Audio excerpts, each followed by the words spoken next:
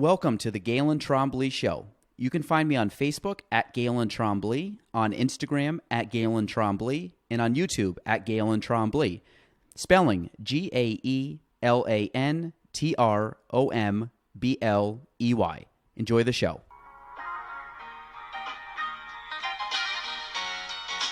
Welcome to the Galen Trombley Show.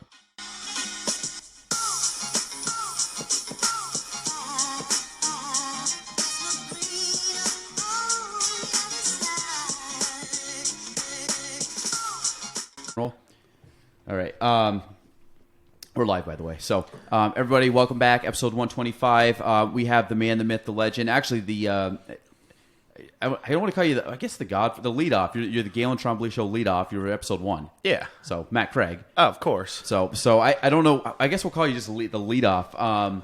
But first podcast back. I was on vacation back. Yeah, so here we are. What's up, everybody? With the man, the myth, the legend himself. Matt, what's up? Give us kind of a rundown. How's life been? Man, we're in a wild real estate market right now. I feel really, really, really, really, really bad for buyers right now, especially first-time home buyers. So go into it a little bit. So Plattsburgh, it's a hot market right now. You know, things are going 5, 10, I'm sure in some cases 20 grand over asking. But if you look at downstate, and I'm learning a lot about the North Carolina market now because my mom's buying in North Carolina.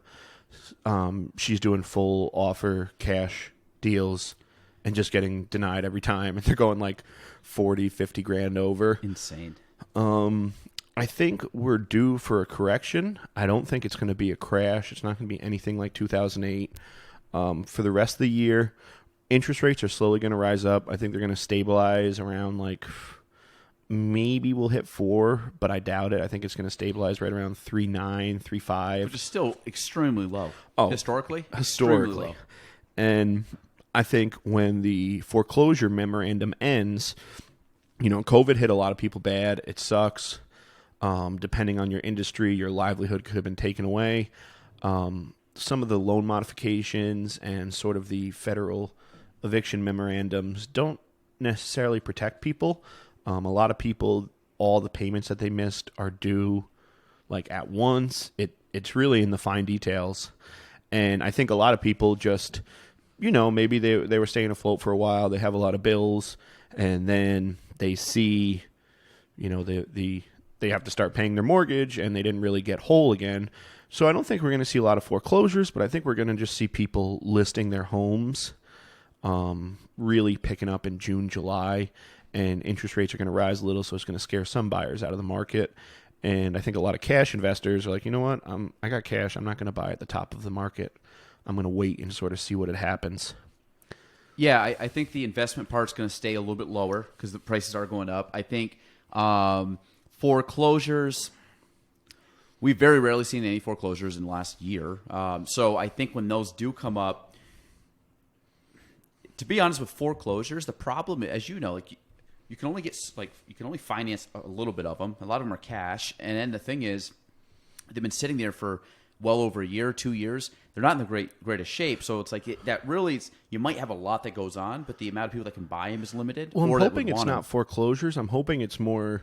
Not hoping. I don't want this to happen to anybody, but I think we're going to see more short sales and stuff like that because some companies are just sort of adding the principal to the balance each month. Yeah, that could be the case. Yeah. Some loan modifications are awesome. Some companies, hey, we're just going to add 6 payments to the end of your, you know, if you're going to pay your home off in 2021, it'll be June 2021. And I hope that loan modifications or companies do that. One big thing I want to talk about that I really don't think is fair is sort of 50% of landlords own 1 units.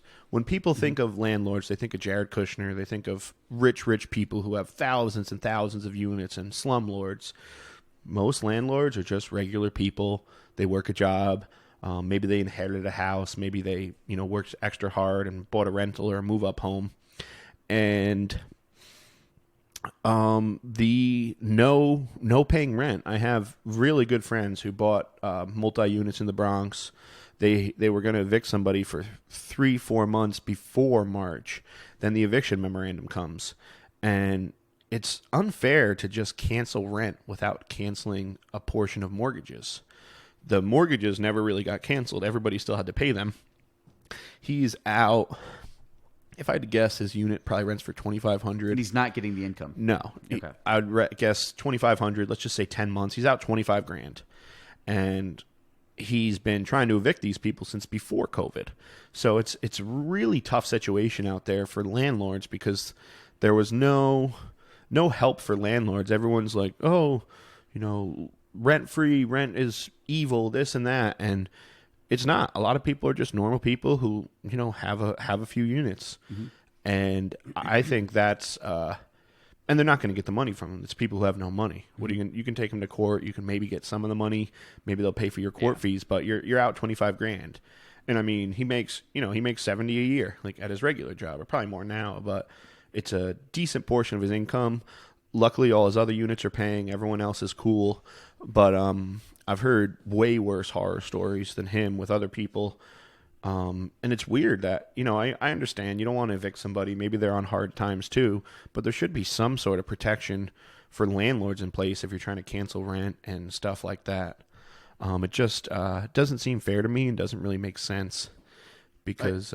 No, I agree because like you said, I own one duplex. So I'm one of those people like the 50%. So same thing. Like if they weren't paying, luckily they are, and I have good tenants. But if they didn't pay and there's no way to kick them out, then it's then I'm eating extra money each month, and all of a sudden by the end of the year, it's well, I just lost 5 figures worth of. I lost it coming in, but I had to pay it out too. So it's okay, so it's almost a double. You get hit on both ends. The eviction. I get it early on when things were kind of crazy. People couldn't just turn if they had lost a job, but it's there was nothing to. Even worse than that, there wasn't anything where you have to show you're on an unemployment. You have to show. No, you could just say, "Hey, I'm not paying rent," and there's nothing you can do. You just sit there. To me, even the stimulus checks. I was luckily employed the whole time. I have family members who are federal employees who are employed the whole time. He got something like $15,000 in stimulus checks because he's got a few kids. Don't get me wrong. I was happy to get the stimulus check. It was awesome. But I think it should have been maybe a little smarter. And my mom got a stimulus check even. She, she had a good life. She did all the right things. I think there should have been more vetting instead of just sort of sending it out to everyone. Mm-hmm. I guess really the only thing was a family of 2 who makes less than 150. I think it would have made a lot more sense to be much more targeted and, get more money to the families that really need it versus sending it out to everyone. I'd much rather see people who are out of work get a $5,000 stimulus check than me get a $2,000 stimulus check. So a couple things. You had some people that rely on that money 100%. I need that money. Then you have other people that look at it as bonus money. I can go spend it wherever. Okay, give me $5,000 and I can go spend $5,000 on a vacation. Go buy a side by side. You can do whatever you want with it. Yeah, and I agree.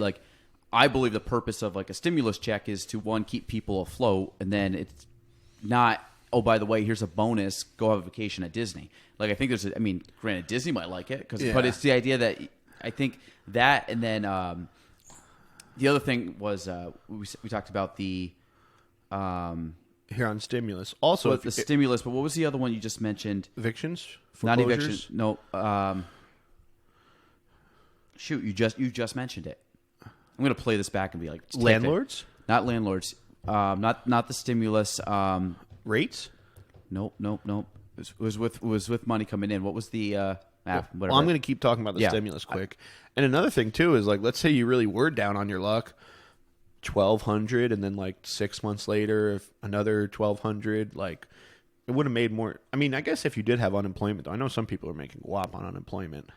Oh, that was it. Okay, so unemployment was the idea that the unemployment for most people was more than what they were getting at their job anyway. So that was the other thing where I'm I get it. You're sending out, was it $600 a week or something? No, $600 extra. I think people netted $1,000 a week because I think regular unemployment. Regular unemployment is based on how much you make at your old job when you got let go, and then there was $600 extra unemployment. I'm 90% sure I know people who were netting $900 a week, which is basically the same as a $65,000 salary. and not doing a thing. Not doing like obviously I don't want to go back to work. Yeah. But that's the hard part when someone has a job that makes less than what they're getting. Like, I'm going to pay you more, and you can stay home and play video games all day. Like, okay, I'm going to stay home and play video games. And, like, it's tough to – that's always – and again, I know there was some, legitimacy if you have been laid off. I know there's some people that were laid off and just didn't go back or told their employee they weren't comfortable going back, which maybe is the case, but I can't see all those people being uncomfortable go back. How many people were just like, yeah, I just don't feel good about going back, and they don't care. They're out with their friends or doing stuff. They weren't. I mean, let's be real. Unless you make $20 an hour plus, you'd much rather make $900 a month, and then you have 40, 50 extra hours every week. Like, it was a great situation for some people, and I don't want to kick anybody who's down. I know, you're a bar owner, gym owner. Your livelihood was taken away by the government. That's basically what happened. You were deemed non-essential, and your business didn't matter enough to keep running. Even that, there wasn't. I think there should have just been more targeted help. All right, my business is unessential. All right, give me 75% of what and I don't think you can get unemployment if you're self-employed too. I think later in the pandemic they did that, but I know there was something about that. So for real estate, because we were independent contractors, there was no such thing as unemployment for independent contractors. Then they came out with something that said if you were an independent contractor and can't work, physically or unable to work, can't meet clients, which we were, then that was an option they gave for. So it was like the first time in history they ever gave unemployment to, but it was because we physically couldn't go to our job because like I'm willing, able, ready, can't go out. We're not allowing us in homes, whatever. So, there was a difference between unemployment being let off and unemployment being like because you got to think like real estate where as an independent contractor, you basically have your own company. You work under somebody, but like I work under the name of Kavanaugh, but at the end of the day, I'm running Galen Trombley, the realtor, mini company within that. And that's, and that's what for a lot of agents, like every agent, that's pretty much what you do. So it's like to be told, hey, you can't go out and meet clients. And again, I totally understand. And for the first, I would say 6 weeks, I was very like, okay, like I get it. Let's try to get it. Like everybody kind of figure out what's going on. Shut down for a little while, right? Last year, May 20th to June 1st. That was, you physically could not meet with clients. Yeah. Then June 1st, you could. Now, during that time period, did things sell? Yeah, things sold because agents and buyers were allowed to kind of go, not agents, but buyers were allowed to go into homes with seller's permission. And it was like things still kind of kept going. Like April 1st, I always equated last year to June 20th, you put a cork on the bottle. You shook it up for about 2.5 months. June 1st, you unpopped it, and then it just went all over the place. And that was basically what happened with our market. Our market hasn't changed since last year. I think the price points up, was it 20%, something like that? The average price point? We had really high appreciation the past year. Yeah, it's insane. And the amount of pending sales from a year ago, it's almost a month ago that I checked this, was up like 30% from a year ago. The amount of pending sales. And again, this isn't at the time, stuff pending back, because I looked at this probably around March or April 1st, March 31st. That really wasn't affected by COVID at that point. So to have it up this much, now we're starting to get to the skewed numbers because you have if you're looking from a year ago, last April, May, those were kind of the markets that were, off the charts, different. No new listings came on, obviously. But beyond that, it's things have just gotten crazier and crazier and crazier. I put a home on, I put a home on yesterday. It's already pending. Oh, well, it'll be pending tonight. We have 5 offers on it now. Yeah. And we're talking, we have 36 hours, and I have other agents saying, hey, I think I'm bringing you an offer, and we have 4 showings today. You better get it in quick. But that's the thing. It's you're talking in a day, and the prices that people are getting for these homes is holy crap. I never thought you would, I never thought you would see it in 2021. Maybe 2025, 26, yes. But 2021 at this level, it's holy crap. It just skyrocketed. It's crazy. So if you're selling, these sellers are you are completely maxing out what you can sell for. Because 2 years ago, you could have been 30% less than what you are now. And knock on wood, but we've had everything appraised too. We even had one appraisal issue this year, which I've had shocked one. about. It was a VA appraisal, but one appraisal. But that's the thing too. When you go into contract, if the biggest issue with appraising is because they're always looking at past sales backwards. Yeah. Yeah, and I get it. I totally get it. But you have to you can't live in the past as an appraiser because what's the market doing now? And our job as realtors is we look at where the house is, but I look at trends. I'm like, it's trending up. Like, let's Well, go there. Plattsburgh is hard too because, we're a small area. It's not like there's 1,000 listings, and Plattsburgh will have areas where it's like a beautiful house on the lake, and then not as nice houses all around it. And you have to, appraisers have to do within certain distance, within certain stuff like that. So I think that's one of the unique stuff about our area. And, there's a lot of places where, maybe once or twice a year a home in that area sells.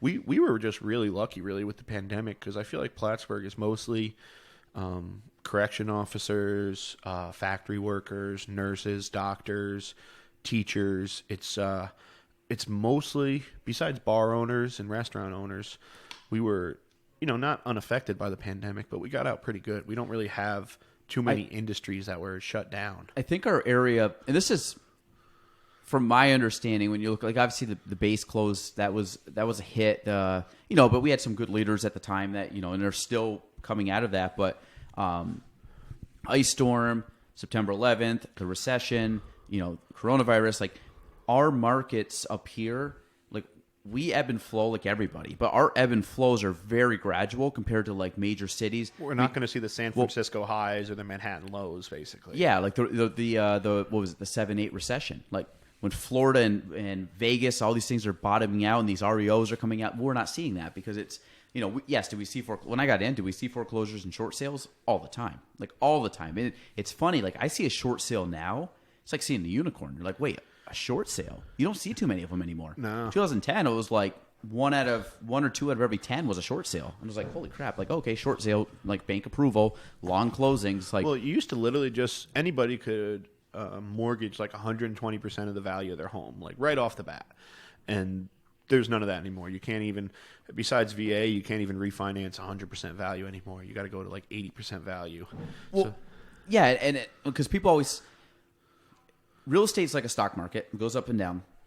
But if you have to look at what is causes that would cause a market like our market to go down, there's a few. But basically it's, do we have a bunch of people moving away from the area? Currently, no. Do I see a trend where that's going to happen in the near future? No. Number two, people are coming in droves. Let's think. And number two, okay, is there going to be a ton of new construction, meaning homes built to sell, spec homes, they build them, they sell them off, subdivisions. Do I see that happening? I see it happening, but not soon enough, meaning not like next year. I see it happening in 3 to 5 years. Those start popping up. But because of that, so we're going to have a few more years of this. And then you got to look at, is there any type of factor outside of, because it's not going to, I would be shocked if anything, and I could be wrong on this, but I would be shocked if anything within our industry cripples our industry again. Because back in 2007-8 was the banking industry. Banking industry, in my eyes, is very strict. Like you dot your T's, cross your T's, dot your I's. Everything's in place to get a loan. Back 10 years, 12 you used to be years able ago. to do no income, no doc loans. Like a stripper could literally buy 6 condos at once in Miami for multiple $1 million. Even crazier, back in the day, they used to have 3 payment options. You could do a negative amortization, which let's say your payment is $100 every month, and you would knock $10 off the principal. You could make a payment so low that your principal was going up every month. So you were just doing a $20 payment. There was just an interest payment. So let's say a mortgage payment is $90 principal, $10 interest. Mm-hmm. You could just do a $10 payment of just interest. So to just keep your interest rate where it's at.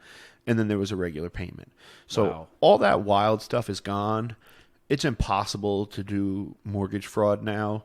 We check. I mean, you have to go really deep. You have to fake the IRS, us, and like everybody, because we get tax returns. We basically, the IRS sends us something and you say, all right, this is the real tax return. This is the real income docs. We call a bank, make sure this is your real bank statements.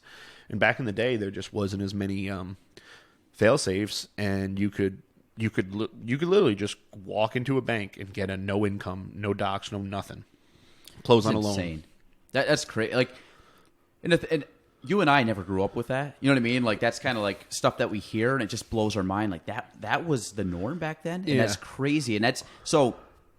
I don't think that's going to happen again. So then you look at, is there going to be something that affects people's ability to buy or make payments on homes in the future? So it'd be something that affects the economy. So I've been thinking this for probably 3, 4, 5 years now because you can see the trends happening.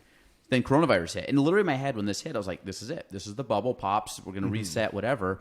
We've come out stronger since it. And it's like, okay, if that didn't stop it, a global complete shutdown, then I'm looking at, I don't really know what's going to, and again, unless I'm just too stupid to figure out something. Well, up here we have very varied industries too. It's not like we're just a steel mill town where if the steel mill goes down, everybody goes down. We have 2 colleges. We have multiple hospitals. We have factories that make everything from toilet paper to titanium aeronautic products. So we're very diversified up here. And it's just a good quality of life. Like I've had a lot of friends who, they've been working in the stock market, working in the city, and they've seriously considered moving back up here because it's like, oh, are you going to buy a home for $450,000 on Long Island, or do you want just like great deal, 3-bed, 1-bath, like ranch if you're lucky? Yeah. And then you could come up here. I mean, you could be in pretty much like a decent castle for like $200, $220, and like a regular home for $130, $150. Well, if you do 400 up here, you're in the 400. Higher, you're in the higher ends of homes. Yeah, like you can have 40 acres and like a nice house and all the stuff. If you're above 500,000 in our market, you're on the water for the 90% of the time, or a huge, massive land farm type. And thing. like even just Plattsburgh, like if you go 30, 40 minutes outside of Plattsburgh, you can get some gems. Yeah, like. And then on the building, if you're a young lad who's wondering what to do, get into building, build the same exact homes as Cumberland Park, or what's the Champlain Park. Champlain Park. Build simple 2-3 bedroom, 1 baths. That's the one thing that our market is missing. Besides people who pump out like double wides and modulars, there's not many builders who just want to build spec homes for regular people to buy. Because now it's impossible. The price of lumber is like crazy. Well, that's the one issue right now is the building or the material costs. But if you look at who are the 2 builders that have built anything remotely close to subdivisions in the last 5 to 7 years, you had the one off of 374 Partridge Hill.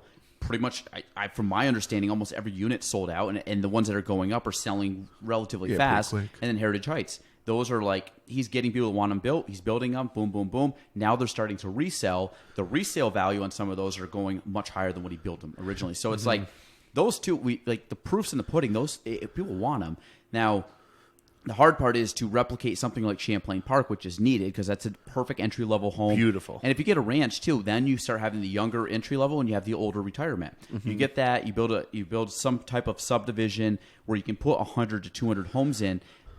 Over time get to that level. But if someone built up 50 homes, they would all be bought within the year. Easy. And then you go up. So that's entry level, which I would say you'd want between 101 to 200 as the sale value, which I get it. The margins aren't there Probably right now. Probably $180 for the really nice ones and like $140 for super basic. Yeah. And I think could sell those all day. And if they're brand new, you could argue maybe like the 180 to 230, something like that. And then you go up and then you have the other level where it's like, okay, the homes from 225 up to 300 or even 325, and that's like your second wave, like the move up. Whereas then you start getting like the Heritage Heights. Heritage Heights homes are a little bit bigger and I'd say nicer than the ones on Partridge Hill, but you start getting the ones where you have the 4-bed, 2.5 bath, you have the colonials, you have the houses that the families can move in.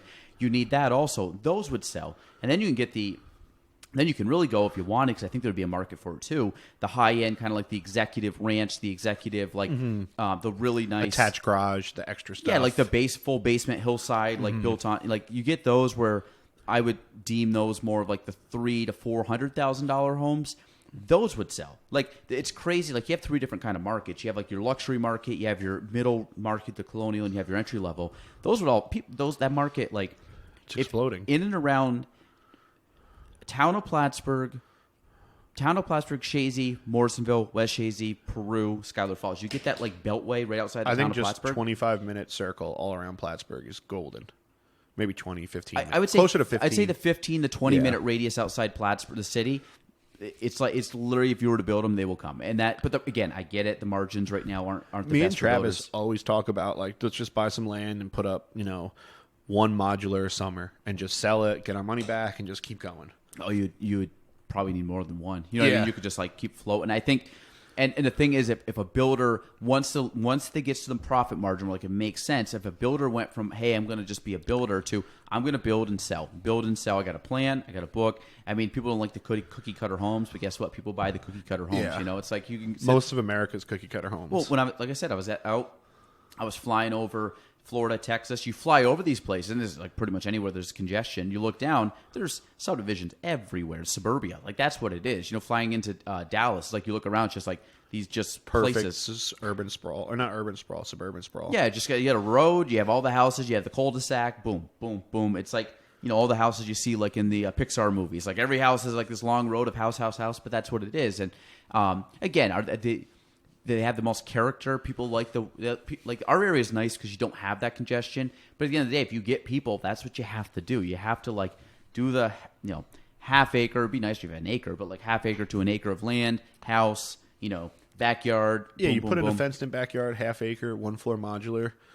Sell every day. You'd sell one. Yeah, and that's what's needed. But again, like we said, it's the chances that happens in the next couple of years. I believe in the next 2 years, maybe extend out to 3 years, we'll start to see someone start to do that. Yeah. I think we'll see 1 or 2 subdivisions start to like the beginning stages. I mean, again, if you take the Heritage Heights in the Partridge Hill, I remember when those first homes went up, and if you look at it, like that was like 2014, 15.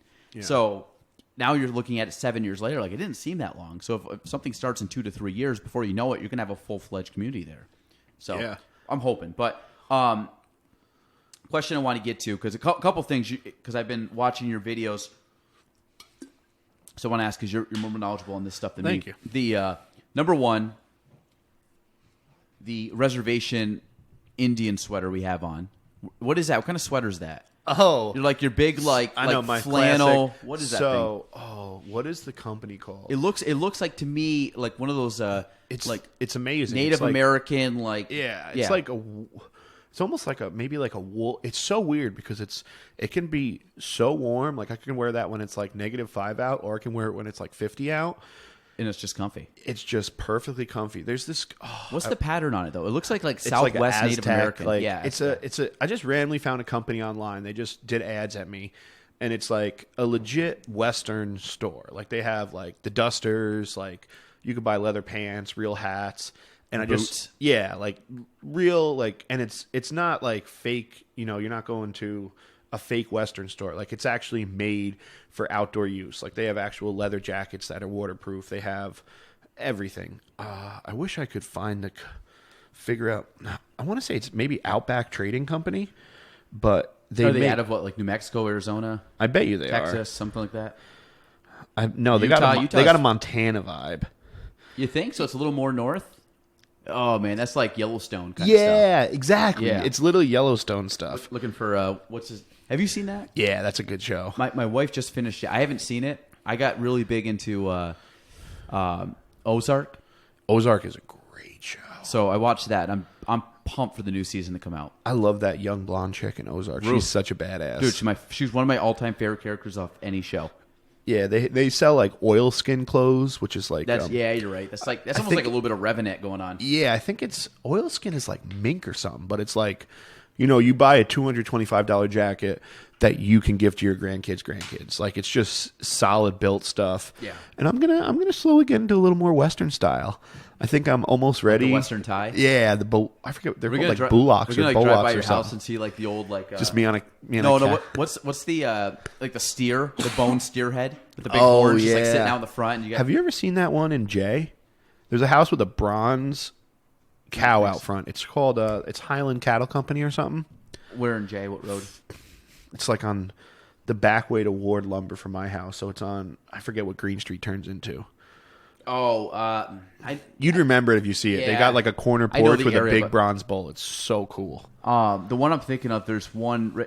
It's odd. Like the entrance to Point of Rush. Yeah. There's like 4 houses or 5 houses right there, and one of them had that for the longest time. I don't know if they still do, but it was like the bone steer head, and they had like the wooden fence with like the wagon wheel. Yep. It's kind of like a decor, but that's why I'm like, all of a sudden you're gonna go by like Green Street and you're gonna have like this like Western like style thing, like a little saloon on the side. But so you got the get up. You got that, and you got the glasses. Pit Vipers. Blue. No, I got a classy Aren't they one. blue? No, I got black, like black and gold ones. The glasses? Yeah, my Pit Viper. Oh, those other ones. I know what you're talking about. Yeah. Aren't Those they are my blue? old ones. Yeah, but now I'm rocking the Pit Vipers. You'll see them on the course this year when you're like, whoa, dude, who that guy just drove up on me on this par 5? We're already on the green. You're going to see the Pit Vipers from like 350 yards away. Did my drive carry here, or is this to get Yeah. rolled? So Didn't even hit the cart path, baby. question I want to ask you, because you came up with 2 of them. I think this would be something good for people to hear. Like, number one, stimulus checks. You did a whole thing on like what to do with stimulus checks. A lot of people got stimulus checks. Like, what do you think's give them like some tips or some maybe smart investment moves with them versus. So it just depends go on blow your it? situation. If you're good, you don't have to pay your rent. Obviously, pay your rent, your utilities.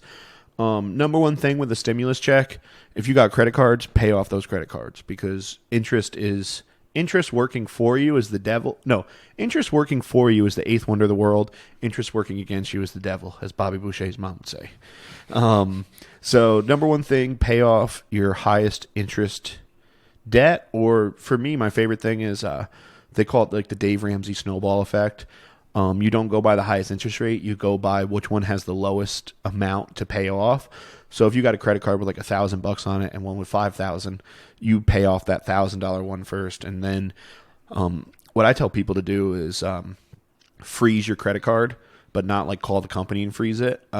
Literally put it in a glass of water and put it in your freezer and freeze it, because then you could still use it in case of emergency, but you're not going to use it for something that you don't really need. So number one, pay off debt. If you're a homeowner, cool thing you could do, just hit the principal of your loan. Just boom, $3,000 to the principal of the loan. It might take 20 years to pay off, but you're going to be happy that you did it at that time. If you have health insurance, pay 6 months ahead on health insurance. Whatever bill you hate getting the most, pay that one ahead. Most people's homeowners insurance is escrowed, but mine, I don't have an escrow, so I just paid half a year ahead on my homeowner's insurance. I was like, you know what? This bill is always annoying because it's like $600-700, and every June 16th it comes. I'm like, let me punt that, pay that off. If you're in a good place, you don't have too much debt, paying off your car loan. Or one thing, if you got a car above 50, 60, 70,000 miles, get your transmission fluid changed, man. It's sort of expensive. It's like a few $100, but that's one of those things that it's going to be nice when your car is paid off. I've had twice in a row now when my first car, it was the month it was getting paid off. It got wrecked by a drunk driver. I wasn't the driver. It was another guy. My next truck, the Silverado, everything broke down at 150,000 miles. So in my humble opinion, don't buy a Silverado. But do preventative maintenance. Follow when you're supposed to get your oil changed. So go get the best synthetic oil. Go up to Mobile One on Route 3. Get your oil changed. Shout out to Rob, the OG. Get your transmission fluid changed. Go get your vehicle inspected, because if you got an older vehicle, whenever you get an inspection, you're going to need a tie rod or new tire, something stupid that's going to cost a few $100. Do what you would least want to do with your money. That's the best thing to do with your money. If you could go back in time, invest in a Dogecoin. What? So what? Yeah, keep going. We'll get into that stuff after. So I think preventative maintenance is great. Maybe you haven't got your septic pumped since you moved into your house, and it's been 6-7 years. Go find your septic, dig it up, get it pumped. I think just smart preventative maintenance, or paint your deck, paint the outside of your house. Do something preventative that's gonna give you more money in the long run. What was the stimulus, like 16 per person or something? I think it was 1,200 per. 1,200 per person. Well, no, the first one was 600 a person. I think The one they just came out with. I got 2,400, so it was 1,200 a 12 person. per person. Okay. Yeah. And I think if you have kids, you get money too. Yeah, kid. This one was big because I think the kids got the full price. I think kids got 1,200 too. I think, or maybe it was 800. I don't know. Yeah, whatever the amount was, I think. But that. So I'm looking. So it's different. So if you're like a single person, you said $1,200. I don't think $1,200. The ones you just said, I think, make sense. Like $1,200 is not going to like. It's not going to change your life. No, but it's one like you said it, because I'm looking at like if you want to buy a house, like down payment. It goes towards it. It's not going to cover your down payment. It'll go Yeah. towards it. But I think I'm kind of under that impression too. Like I can put a little bit there, but if I can pay off something, I'd rather use that just so it's like, hey, it's a And then you freebie. get rid of a payment. Yeah, like you said, you got $1,000 on a card or $1,000 less on a payment or some type of loan you got to pay off. Dump it. Sight unseen out. You got a water machine here, right? Yeah. Great. Actually, there's cups on top of the fridge. If you want to grab a cup there, and then at the far end. Yeah. So actually, I'm gonna give Matt some shit because usually he goes out to the bathroom, so he's getting water. So usually I just kind of ramble while he's gone. This won't be that long, so you guys don't have to listen to me too often. But I think if you get the stimulus of like $1,200, I would say the same thing. I would personally, I would probably pay off some type of loan or payment, like a car payment, not car payment, but like your insurance, like you said, for the house, do insurance payment for your car. I always like knowing that it's going to cover something fully. I think it's just a mental thing. Like if it's going to cover like a third of it, it doesn't have the same feeling as, hey, that just covered that entire payment for the year for me. It's like a mental, it's like a small thing, but I think it goes a long ways. So back to Dogecoin, is that pronounced? Dogecoin. So Dogecoin. That's a tough one for me. Doge. So say Dodge, but not the next D. I think there's two. It's Is there D-O-G. two D's in Dodge, or am I crazy? No, there's one D. Isn't it D-O-D-G-E? Yeah, one. Yeah, Yeah, so- it's Dodge without the D. Doge. Yeah. Dogecoin. You got it. Because there's Bitcoin, there's Dogecoin. So tell us about both, similarities, differences, and So cryptocurrencies in general is sort of a new asset class that is based on the blockchain. The blockchain is sort of like, so your bank has a ledger. Your bank has your checking account. Your bank has everybody's checking account and sort of a ledger of where all the money's at. Cryptocurrencies, I guess, sort of put that ledger online where sort of everybody can, you don't check each other's ledger, but there's systems, codes in place that make sure the ledgers are good. So now the source, like the U.S. Treasury is sort of who we hold our faith in. Cryptocurrency sort of put that online, and it's just sort of a new asset class. Now, you've probably heard of Bitcoin. Bitcoin was made, I don't know, probably in the early 2000s, maybe late 2010s or something. And it's sort of the gold star of cryptocurrency. It went from, a few pennies a piece to now one Bitcoin is worth 63,000 was his height. Wow. I think it's down to like 50 something now. The interesting thing about Bitcoin is I guess there's only 20 million of them in existence. And people set up computers and mine them. I don't know much more about it. I think when you mine them, you set up a computer that does transactions and or like does some sort of data computing, and it pays you in Bitcoin. I don't know much about mining. So I had talked to a couple people that were in the business of mining Bitcoin. This is the thing with Bitcoin. Didn't the guy up here do that? I know two people up here that did it. Yeah. And both were in different companies. One was local, one was a little more out of town, but they both worked in it. And the crazy thing was like I trust that they know what they're talking about. I found that neither of them, it's kind of like you right now, like trying to explain it. Like, it's like one of those things, I know it's in existence, but nobody has really given me a good indication because everybody says the same thing. It's, you mine them, it's computer, like they kind of like. Nobody can explain it like you talk to a mechanic, he can explain a car to you where anybody can understand it. Yeah. He can tell you what an I can ask alternator you a loan does. and you'd be like, boom, boom, boom. Or real estate, Yeah. like, boom, boom, boom. But it's like, I always ask, like, well, like, so it's like a currency, and then, but there's no good way to articulate it where it makes any sense besides like actually seeing, I guess, how it works. Yeah. From my understanding, mining is just a bunch of computers. Like I'm thinking like a room full of computers that just like do all these They're algorithms. like solving mathematical equations, Yeah, they're all and when you algorithms. solve it, you get rewarded with a coin. And I think they get longer as a coin's produced. So it's like almost like the snake game. Remember, as a kid, you'd eat a snake, and then it got longer. And that's, the idea was the more you succeed, the harder it gets. And I think that's what happens is the more people that are mining them, the less or the more time it takes to I produce think one Bitcoin. the first ones were very easy to mine, and were now they're quick. harder. And nobody, Yes. supposedly nobody knows who made Bitcoin. It's like a mystery. Really? Yeah, like They don't know the they origin don't know story. who the real person is. It's a Japanese sounding name. Some people say it's Elon Musk. Some people say it's They really think Elon Musk started it? maybe. I don't think so. I don't think that's a popular theory. But Because he was big around that time with tech and stuff. Like, I mean, getting into it with, the Zip 1 and all that, or Zip X or whatever. yeah.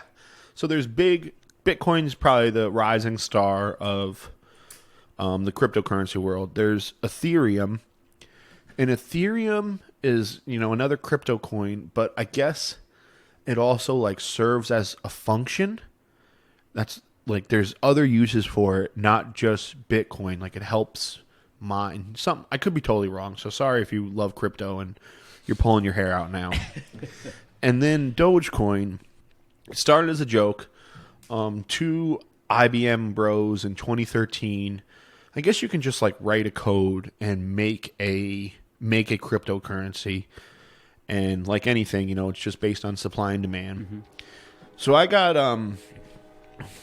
I don't truly believe in cryptocurrencies yet. I don't know if they're going to be the future, or there's going to be regulation, or if maybe they're going to change the world and I'm going to be paying my mortgage one day with Bitcoin. Not to say I don't believe in them. I know they're real. I just don't understand them enough to really go full bore at them. I think so. The thing is, when I hear cryptocurrency and Bitcoin, I'm completely open-minded and accepted, because part of this is when you talk about coming up with like an algorithm and then you make this like coin, which I don't think it's a physical coin. It's a digital coin. Yeah. But but even me saying that sounds dumb. It's like, oh, you said it's it's a digital coin, but the whole idea is wrapping your head around like when the internet came out. So it's decentralized. That's the big thing. Like Bitcoin, the U.S. government, they're the central control of the dollar. Mm-hmm. Bitcoin is decentralized, where everybody's wallets sort of talk to each other and make sure everything's all good, nothing fishy's going on. There's Ethereum, there's Ethereum Classic, there's altcoin, there's Litecoin, there's a ton of them. Doge has been in the news recently, and big shout out to my boys from college, because they're like, Matt, dude, you gotta buy Dogecoin, dude. This is gonna be sick. It's gonna pop. Yeah, it's gonna pop. And I'm like, you know what? I talked shit about Bitcoin. I was totally wrong. It's up to 63,000 now. I could have got in when it was like $3,000. So I invested 200 in Dogecoin at 4 cents, and it popped up to. We'll go back into the history. So Dogecoin was created as a joke by some IBM executives. They used, I guess, some code that was already around, but there was a popular meme back in the day of the Shiba Inu dog. Like, you ever see the dog that's in all the memes? It's like a little white, brown dog, sorta. I'm sure I have. I'll show you a Shiba Inu. Shiba Inu. I think it's called that. Yeah, they're cool dogs. Is it a Japanese dog? I think it's a Japanese dog. There's a lot of Chinese and Japanese dogs. Mm-hmm. Okay, yeah, yep. So, I don't know. They made that, and the face of the coin is that dog, and it's like a gold coin. Not that it's a physical thing, but like that's its, the Kavanaugh logo. That's its logo.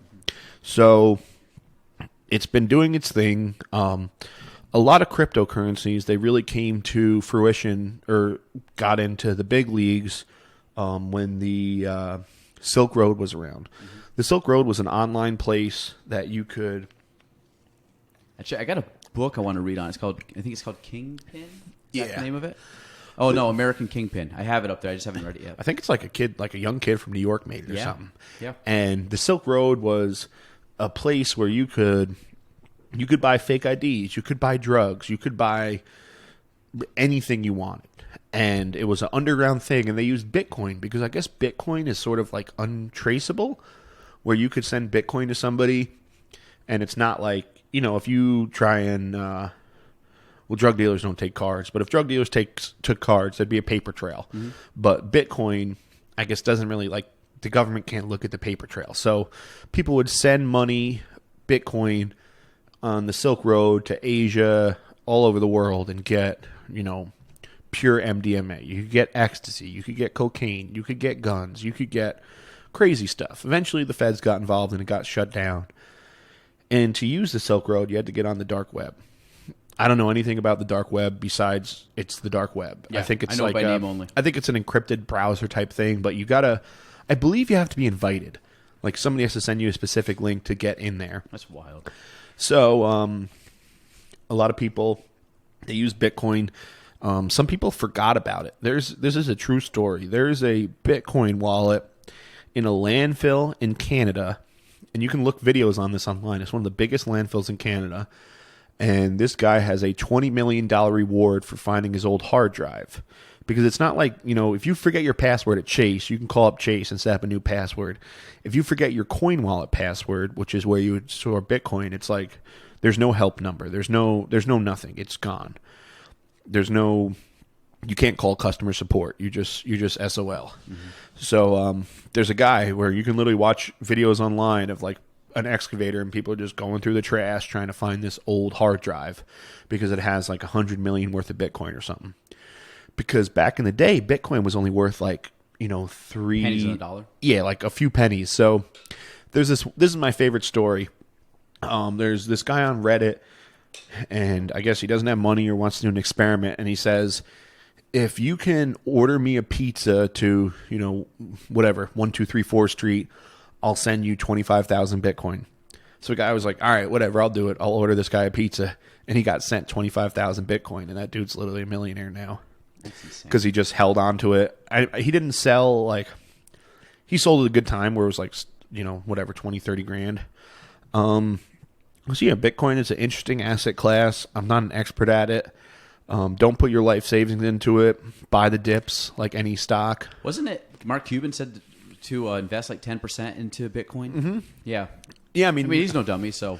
Yeah, I think if you, I don't think it's the worst thing if you're an investor to spread apart your money, like diversify it up. So my buddies from college, we're all in group chats, like Matt, Dogecoin.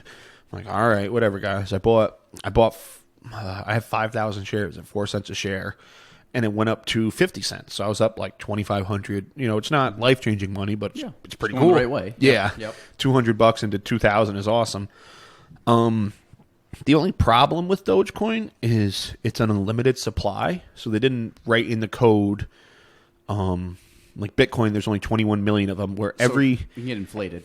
Either every minute or every hour, 10,000 new Dogecoin are made. So I don't think intrinsically Dogecoin has a lot of value. I guess it is. I guess it's very easy transactionally to do, though. Like, I guess Bitcoin is sort of complicated transactionally. It takes a lot of power, where Doge is very simple. Mark Cuban, what sports team does he own? The Rockets or something? Dallas Mavs. The Dallas Mavericks literally accept Dogecoin at their store.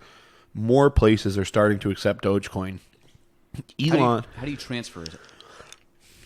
Is it like Venmo? I mean, yeah, like it's literally like Venmo. Yeah, like I could. Like Venmo's the greatest invention from like a money sharing thing. Fantastic. Venmo just got into cryptocurrencies today. Really? Like literally this morning, I saw something online. I absolutely love Venmo. Yeah, it's the best. Do you have a Venmo debit card? You got to get one, dude. It's great because I always have money in there because I just whenever I get. What's the difference between a Venmo credit card and Venmo? No, just like a debit card, like a physical Venmo card. So you can go to an ATM and get your Venmo balance out. Can't you just do it from your phone though? Yeah, but it takes a little while if you want to transfer your Venmo to your Chase card and then go to the Chase ATM. Where Venmo, so it's not instantaneous. Yeah, I have a Venmo debit card, so whatever. My mom sends me money for my birthday. I have money on there. I can just go to an ATM and use it. So it's free if you got a Venmo. So you just request it. Yeah, just get it. It's great because especially like if you're out, the best thing I think for is like if you're out with friends instead of asking for 6 checks. All right, everybody Venmo me mad quick, and then use my Venmo card. It's like when you talk like bachelor parties and stuff. It's the greatest invention. Yeah. Like I got my buddy. We were in Texas. Like I got to get the statement, but like I was just like, hey, let me cover it. It's not like, you know what I mean? You don't have to sit there and be like, let me give you half, here's cash. Nothing was, me and my friends, like back in the day when we were drunk at the diner, like nothing was worse where people would like, let's say their meal was $10 and they just give you $10, then you're always like $20 short because it's tax and tip and everything. So Venmo made that super easy where you and your friends, some person just usually takes the check. $26, boom, boom. Mm-hmm. Yeah. And well, the other thing too is like, so I got my haircut this morning, so I usually tip my my hairdresser or salon, whatever they call it. You go to a salon. You don't go I to do. a. I do go to a salon. I don't know. You don't go to a manly barbershop No, that it's not a only has barbershop. women She's working good. like me. No, she's good, but she. I love big shout out to Plaza Barbershop. In my humble opinion, Where's that? As one of the top tier beards, I would say in Plattsburgh, Plaza Barbershop has actual people who are barbers, so they can give you a straight razor shave. Where is it? In the same plaza as Jade and OTB. Really? What's that plaza called? Right at the bottom of Route 3. Big Lots. Yeah. So, which is funny, it's named after a store, but yeah, Big Lots Plaza. So, I got a, what's it called? No, not Dollar Shave Club. Manscaped. I just did a big Manscaped order yesterday. Did you? Manscaped is dope. So, love it. So, like, I got a few things from Manscaped, and they send you, like, a lot of different, like, products, like, each month, which is awesome. But have you used the razor? No. So, the razor is the most minimalist, simplistic design you could think of. It basically, like, It's just one razor with a one blade, right? It's like a what Stanley knife? What kind of razor is it? Yeah. It's like a I know what you mean. switchblade razor, whatever. That's what it is. Two sides, and it's one blade, and you pop it in. You have the top, and it has like it's kind of like a glorified guard, and that thing is so freaking sharp. So if you're cheap, go to the dollar store and buy. You can get throwaway single blade razors. You don't want like a Mach 6 razor thing because that is actually bad for your skin. It gives you acne. Like the 4 razors are going to cut your skin a little. Yeah, you want just one single or a double razor, and you can get real nice beard lines. You can do everything perfect, incredible. right? It's absolutely incredible how sharp. But the thing is, like, if I have my problem is my neck, I'll get like bumps around my neck, ingrown hairs and stuff. Yeah, and it like rips it apart. So like if I shave with it, I typically shave on like a Saturday or a Sunday, like afternoon or whatever. And I do it because I'm usually bleeding when I'm done with it because I'll nick something. So you got like I don't want to do it right before I'm going to work or something. So you should put a warm towel on your face before you do it. Or if you want to go real deep, the warm shaving cream is the best. But like you need like a machine or something to do that. I bought a barber's kind of shaving cream, which helps. As you can tell, it has more to it than just like a Gillette. The thing is, though, I typically which I should do the warm towel because that would make sense. I typically shave before I shower because I want to like wash it all off, but it would make sense to do it the opposite, or just like I said, damp the towel and just make sure. I got the pro tip for you: get a fogless mirror shower. I shave in the shower, Do you? So you get your face super hot. I don't even use any shaving cream or anything. My face is just hot, and when I shave though, all I'm doing is touching up my top lines and touching up my bottom. I don't even touch up my bottom line. I just do it when I go to the barber. Oh, really? Yeah, but I always do. Yeah, I do top and bottom. Go to Kelly. She's the last chair. Great. She's the what do you call? I guess she's the chick instead of the man. But Barberette. Yeah, she does. When I was growing up, I only had one Dominican barber my whole life. Big shout out to Ace. And Dominicans, they grow hair from a very young age. So like, you know, when we were in high school, I was one of my first friends to have a mustache. But like my Dominican friends have had like a beard for like 2 years when I had the mustache. And their beards are always on point. Their haircut's always perfect. You got the fade and everything. Yeah, shout out to A. Shout out to Ronald Furman. Shout out to all my Dominicans. They give the best haircuts. And when I came up here, I used to like not get haircuts for months because I couldn't. I've tried multiple different barbers. Everybody was either good with the beard or good with the hair. Nobody was both up here. So you would just go back down and get them there. Yeah, I would go home sometime, mostly just to get my hair cut. And he called me Mustang Matt. The Mustang Matt, just because the hair would grow out? And No, because I took my dad's Mustang there all the time. That's not a bad way to go, though. Yeah. It's funny when people find haircuts they like. Like one of the new agents that's working here, he's from Orlando. He was like, Yeah, I got lunch with him. Yeah, Isaac, dope guy. Isaac. So he's like, yeah, man. He goes, I went down to Orlando to get my haircut. I'm like, what? Because that's my guy. Like, he's down there. Like, so he went down and he went to go see his family. But when he's traveling, that's where he got. He really goes for his haircut. We don't have to lie. Exactly. So I'm the same way, bud. Yeah. So it's funny when and I kind of look at that as I don't know if I would get a haircut not with my person. With your lady. It's funny like the loyalty you have to the person that cuts your hair because they just know it and you kind of like. It's a funny thing. But you build a trust factor with whoever you're dealing with, and it's just like that's my person. Like Ariel's been the person that's cut my hair for like 7 trust years. Them. They got a knife to your throat. You need to. Well, that's a high trust situation. Yeah, she doesn't do the straight razor, but she went to cosmetology school and did all that, so I'm sure she can if she had. She's not. You have to be licensed, I think, for that. You right? have to go. You have to like get a master's in barber. This dude had a master barber's license. My old dude Ace. Yeah, and to legally do a straight blade, you need you can't just go to any barber and get a straight blade. Like I don't know why. But so there's someone in Plattsburgh that can do it. Yeah, she's the only one I know of. Because I would like to do it just to experience it. Because I think it'd be fun just to get one.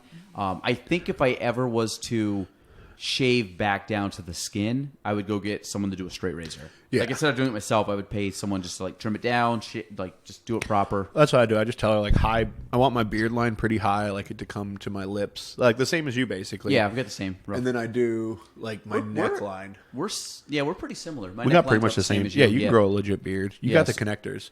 So the legit beard test. This took me a while. Is if you have the 20s. connectors. Yeah, and that's like if you could do a handlebar mustache, you got a real beard. If you can't do a handlebar mustache, you. If you really can't see, the connectors are basically the ends of your mustache down to your beard. Yeah, it's just to the outside of your mouth, like that part. Yeah, exactly. You got the Fu Manchu kind of thing going. I don't know why, but it's the most coveted beard spot. Like a lot of guys, I guess, can't grow takes that. Time. So what happened? I remember when I was a kid. I don't have a great mustache. Like I don't have a thick mustache. This right here took me forever to get. Now it comes in fine.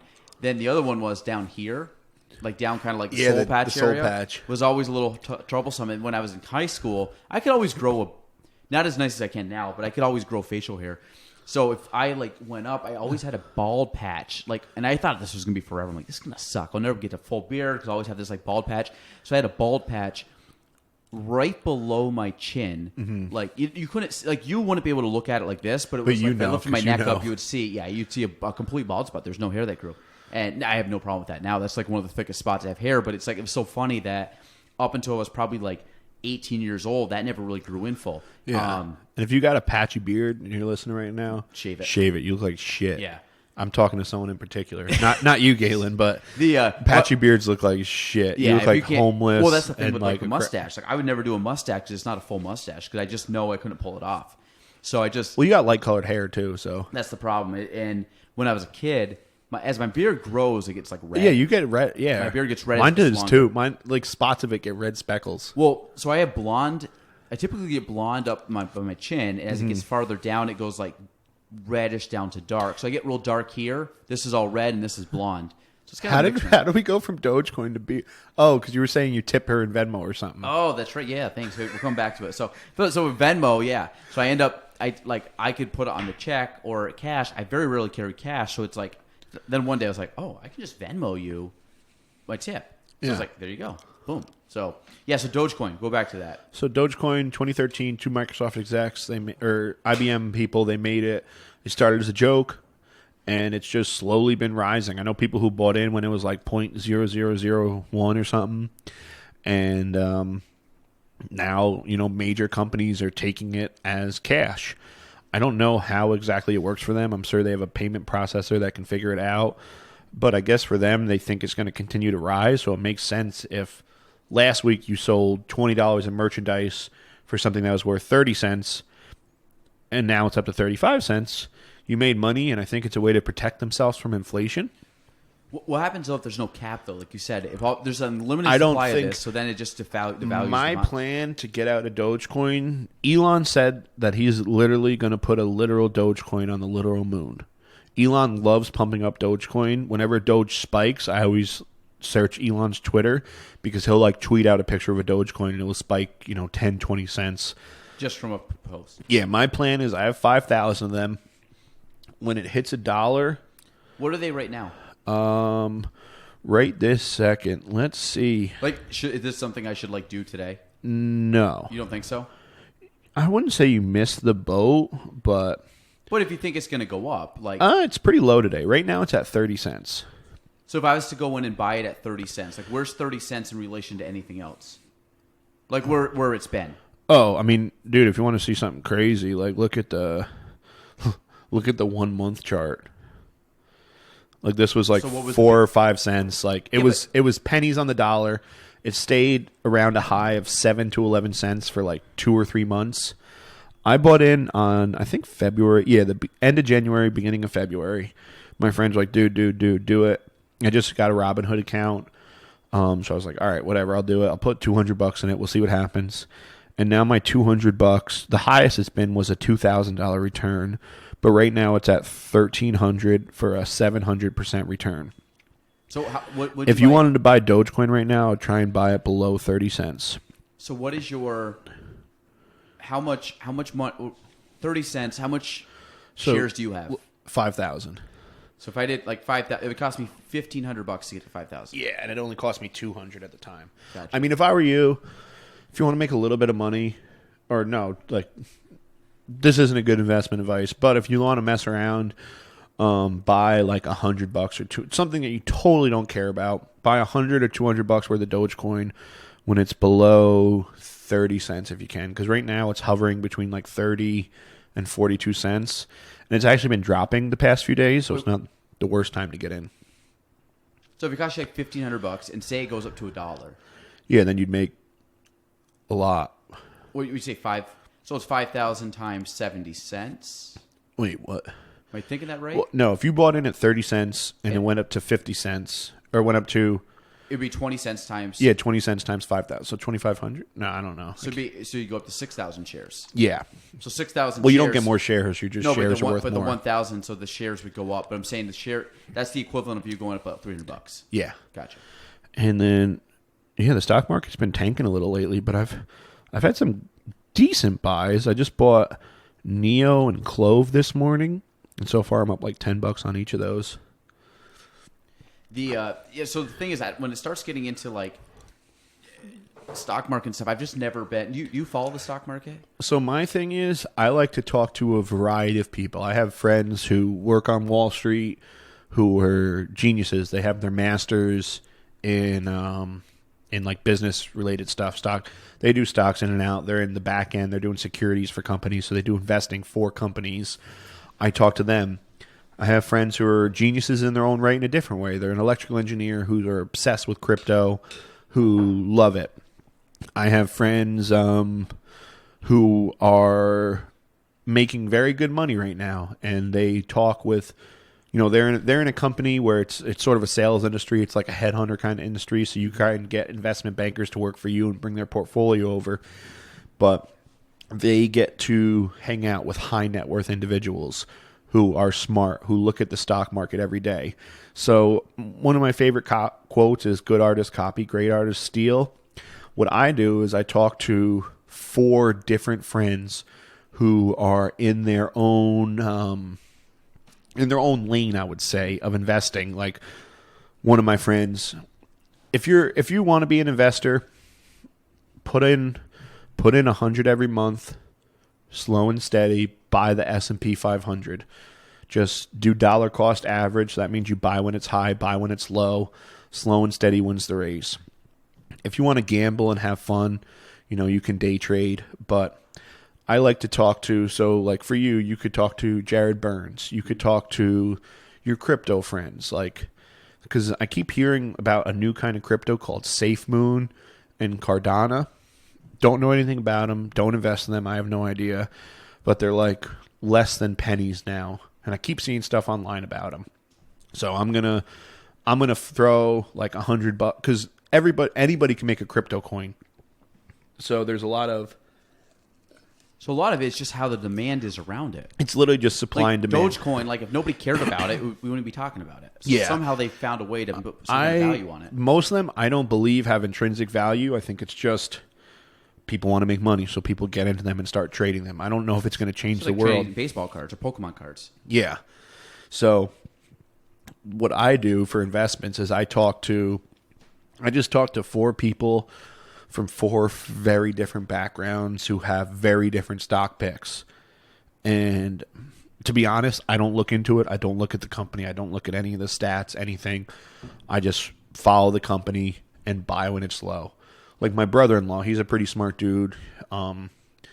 He's made some good trades. Like in the beginning of COVID, he was like, Matt, do this, buy this, this, and this. And I just didn't have a lot of money at the beginning of COVID because I was working on the house. And I wish I listened to him because he's had, multiple X's of income increase just because, a company like Ford isn't going around. It's not going anywhere. So he bought a bunch of stocks at the beginning of the pandemic when everything was crashing. I remember in 2008, my sports science teacher, some sport teacher, he was like, you guys are going to think I'm crazy, but when there's blood in the streets, when the market is crashing, when everyone's saying, sell, sell, sell, we're going to lose our house, that's when you want to buy. That's a Warren Buffett quote, right? Yeah. So if I were you right now, if you guys are listening, or to Galen, I'd save up, $1,000, $2,000, $5,000, whatever sort of means you have, and wait for, when you see on the news, like, stock market is plumbing, the Dow Jones is down, and wait until it's at the very, very bottom. And then buy blue chip companies that aren't going anywhere. Buy Tesla, buy Apple, buy Microsoft, buy stuff that you use and believe in. Like, I've invested in a lot of marijuana stocks recently because, name me a plant that you can make $1,000 off one single plant in 3 to 4 months. To me, I think marijuana, it's amazing. It has great properties for people. It's fully legal now in New York, right? Yes. So the New York law now, you can have up to 3 ounces on your person, and you're totally fine. You can have up to an ounce of concentrate, which is like hash oil or a dab pen or something like that. It's not legal yet to grow, but you're going to eventually be able to grow 3 mature plants per person, up to 12 per household. Now, marijuana, it starts like a little plant, and then it grows what are called buds. So that's what people, like when you see weed, that's you smoke the buds. And one plant, if you're great at doing it, can grow like anywhere from a half pound to a pound of marijuana, which is worth anywhere from, $1,000 to $2,000 and up. So that's why I think the future, especially in upstate New York, a lot of people don't know this. We're on the same meridian line as Humboldt Valley, California, and that's sort of the OG California growing weed place. Like, that's where Cheech and Chong were based on. It just happens with the changing of the seasons. Same climate. Yeah, it's just the same climate. So, what about humidity or anything like that? Does that affect it? Everything affects it. I don't know too much about the growing side, but I know northern New York, we have a lot of open land. We have a lot of even Plattsburgh. Plattsburgh has a crazy power grid because the military used to be here. So, like, most towns, you can't open up a store and get a power line that's like this big to run crazy stuff. But Plattsburgh has that. So I really think there's going to be a strong, strong future of marijuana growing in upstate New York. Like as an industry? Yeah, as an industry, because we have the farmland. We have the infrastructure. We are right near major shipping ports. We're right on major highways. Yeah. And, for big marijuana grows. Could be a boom up here for us. Yeah, you need land and fertilizer. And up here, we have a lot of fertile land. We have a lot of old airplane hangars. I think it's going to be really interesting to see what happens because, you can give your money to drug dealers. You can give your money to the cartel. People cannot pay taxes on it. Or the government can get a little smarter and say, weed's not going anywhere. The war on drugs, it didn't really work.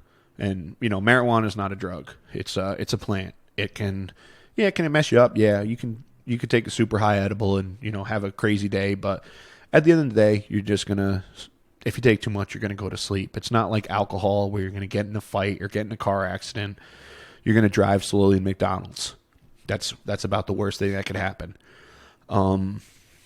If you're listening to this and you're not a normal marijuana user, what I would say to people is be very weary of edibles. You can have an edible that's the size of a little candy ball that could knock out a 300-pound lineman. So if you want to get into smoking, don't hit anybody's dab pen. Take one hit on a joint at a safe place where you don't have to drive or have to do anything, and experience it slowly. Most marijuana horror stories are people take, you have a friend who's a piece of shit in my opinion, and they want to get you fucked up. They give you like a crazy bong rip, or a dab pen is a marijuana concentrate where it's like a vape pen. It's like a little jewel, but you take one hit and it's the same as like smoking a whole joint. So if you're new to it, don't hit a dab pen. Take a little puff off a joint or like one hit on a bowl and, be in a safe place with people you trust. Don't do it at a party. Don't do it somewhere weird, because I think now that marijuana is becoming more socially acceptable, there's going to be a lot of people who, like you were a straight-laced guy in high school. Yeah. So if people want to try it, don't do an edible unless it's only like a 1 milligram or something like that. And don't drive on weed. Don't ruin the fun for other people. Just do it somewhere safe. Have a bunch of snacks lined up, and don't worry about driving. If you do want to take an edible, I think the best way to do it is watch a movie or something where you're not, because a lot of people, like, they're in their head. Like I've seen people freak out on edibles because it's like way too strong. But I think if you're watching a movie or doing something, you don't really realize it's happening. You're so engaged in the movie. And then, 3 hours later at the end of the movie, you ate all the popcorn and the Cool Ranch, and you're fine. You're going to go to bed. So what's the benefits of, like, edibles or whatever? Like, the dangerous part about marijuana is the combustion of plant material. So that's the most dangerous part. You don't want to put smoke in your lungs. Everybody knows smoking isn't good for you. Cigarettes kill. I think it has very good anxiety help for a lot of people. I know, like my father personally, I wouldn't say he had anxiety, but he had a very busy brain. Like, he was like, go, go, go, do, do, do. And it just sort of slowed him down a little and brought him a sense of calmness, a sense of peace. The thing about marijuana is there's two dominant strains. There's indica and sativa. Indica is, I basically call it couch weed. So it's going to make you tired, make you sleepy, bring you a sense of relaxation and calmness.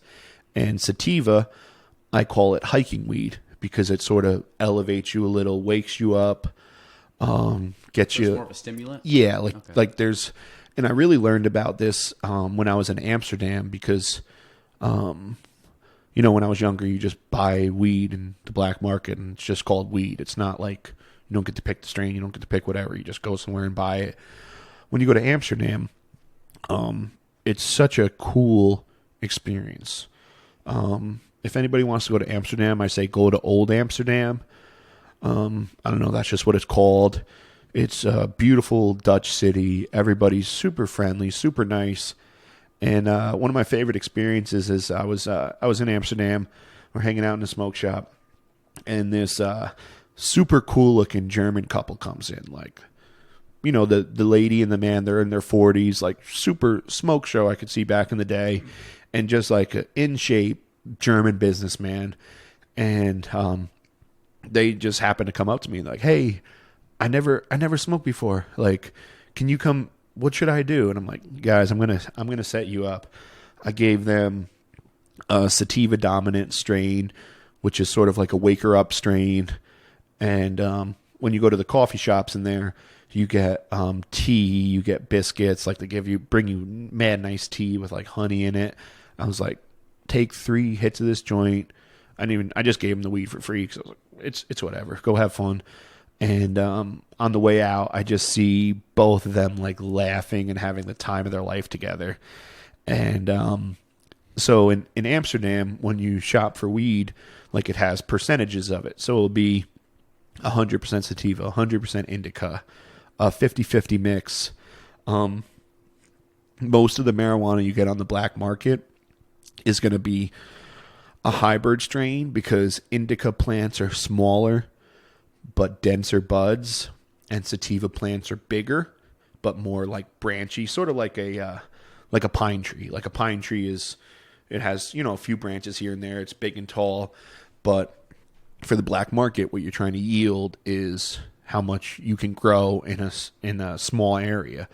So it's a hybrid. So all they're caring about is how much weight are they going to get off the plant.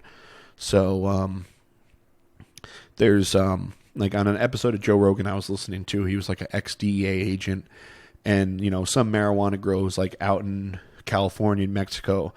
They're going to use dangerous pesticides. They're going to use stuff that you wouldn't use normally for growing, because they don't really care about the product. They're going to give it chemicals to give it super heavy buds. It's not going to be like a natural thing. I don't think there's that much of that weed around. I think it's mostly in the Midwest because some states have super heavy marijuana laws, so people don't grow out there. But and like you go to a good guy in New York, you can get like good, not organically grown, but just natural fertilizers, natural stuff, nothing crazy in it, and yeah, it's a good experience. Massachusetts has seen great revenue growth from legal marijuana sales. Colorado, they did a cool thing where most of the tax revenue went to the schools. And my buddy's wife or girlfriend at the time was a teacher out there. And she was like, yo, like, this is awesome. Like, she helped the underserved community. And when she first started teaching there, it was old books. It was not the best pay. It was, not everywhere has the best tax base. So it's sort of a rundown school. But they made sure to give the money to, like, more rundown areas that don't have as much. So they got, like, all the kids got tablets. The teachers got like smart boards, and she said it was just a much better teaching environment because they had new books, they had extra money for supplies, they got to do a really cool like science project that back in the day the teacher would have had to pay for out of pocket. And New York is in a budget crisis right now, and there's things that say marijuana is actually the number one cash crop in the country, worth more than corn, worth more than tomatoes, all our other cash crops. So, yeah, because one plant can make you $2,000. So it's. Well, I think too, as you start going from the agricultural standpoint, you're going to see the agriculture start. I mean, as you're already seeing it starting to decrease. Well, up here, there's family farms that have been in operation for 200 years, dairies where, mega corporations like Walmart and stuff, they've driven the price of milk down so much where it's like $1 a gallon. So, I mean, I don't even know what farmers were getting, but I assume if the stores if it's $1.20 at Walmart, I would say the farmers are probably getting 20 cents a gallon. And it's not like their prices are going up. The price of gas, the price of equipment. Yeah.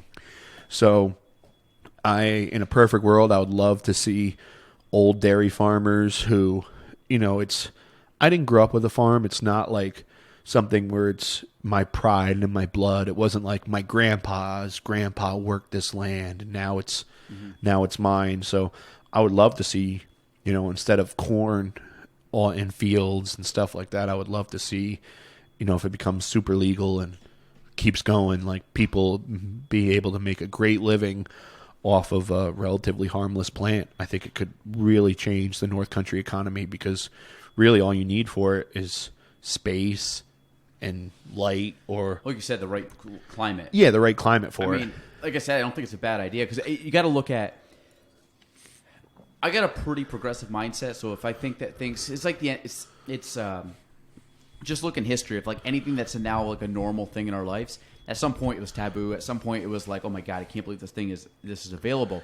I mean, if you go from media like podcast is nothing different than they did the radio 70 years ago. Yeah. You know what I mean? 80 years ago, whatever the radio was, like it was voice. Now it's just decentralized. Like Galen can have a podcast versus The back in the day only barrier NBC. to entry is very little, and part of it from the internet. But you look at like then it went to like TV. The TV's the devil. It's like, well, no, now we got I got a TV on my phone. I remember as a kid being like, wouldn't it be cool to like watch TV while you're like taking a bath or like you know in the bathroom or like in the car. Like all these things have been awesome to have a TV. Now you do. Like it's like and it's crazy that you can watch all these things.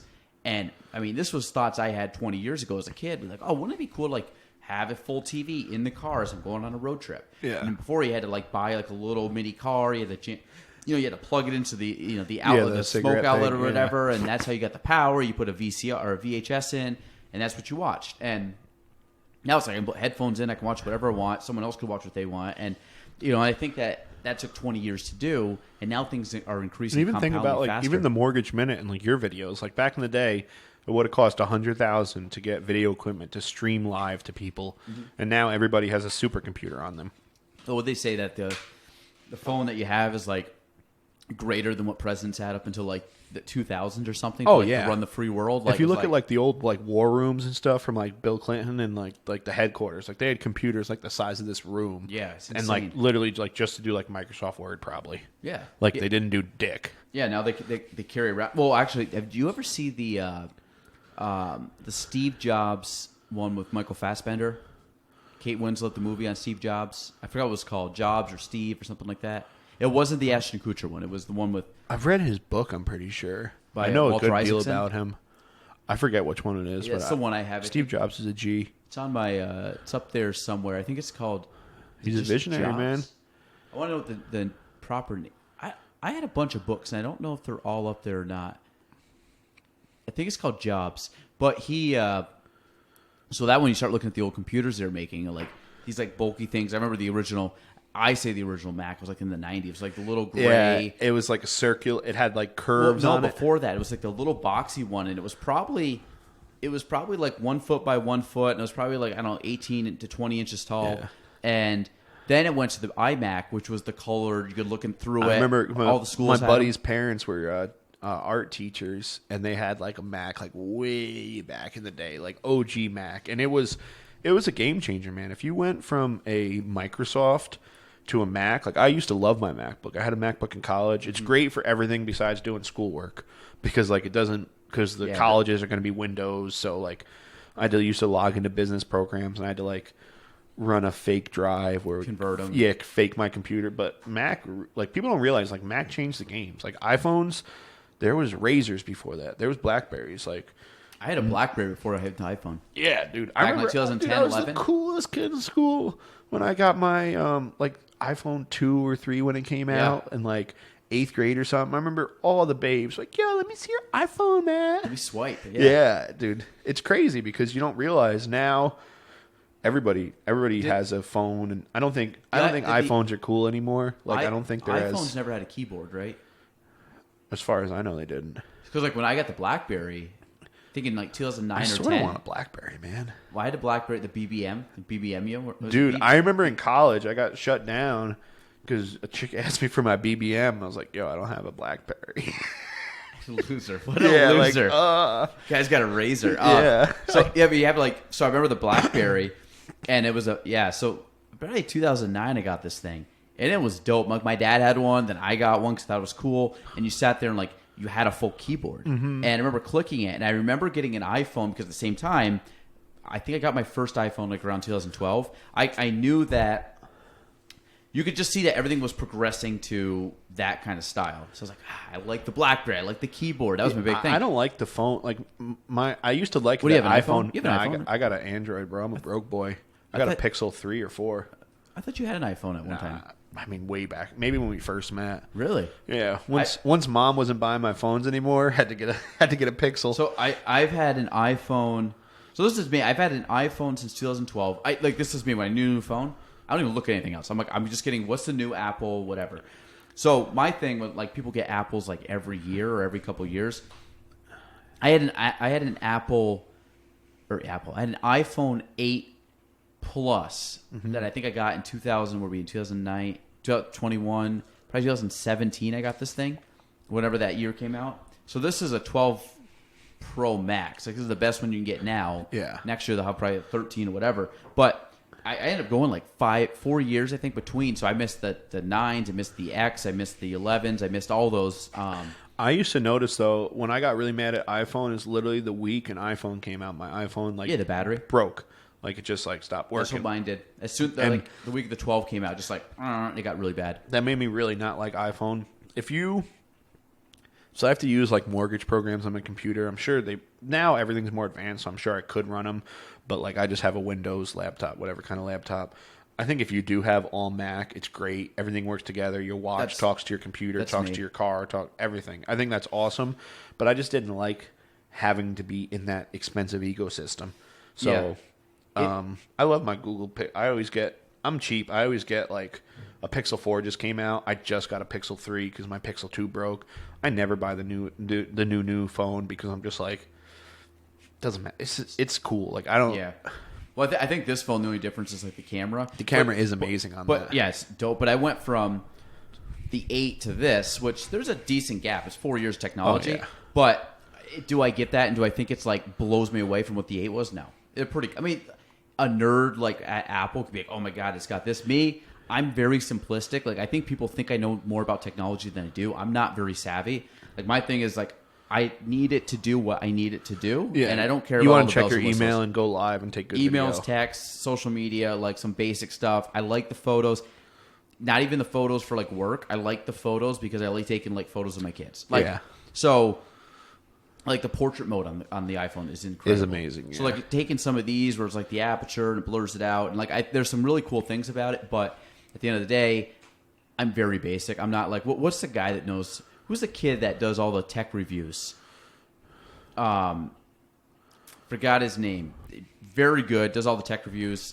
There's a bunch of channels that do that on YouTube. He's like super known. I actually watched him on. He was on the Rogan podcast one time. Brown is his last name. Really?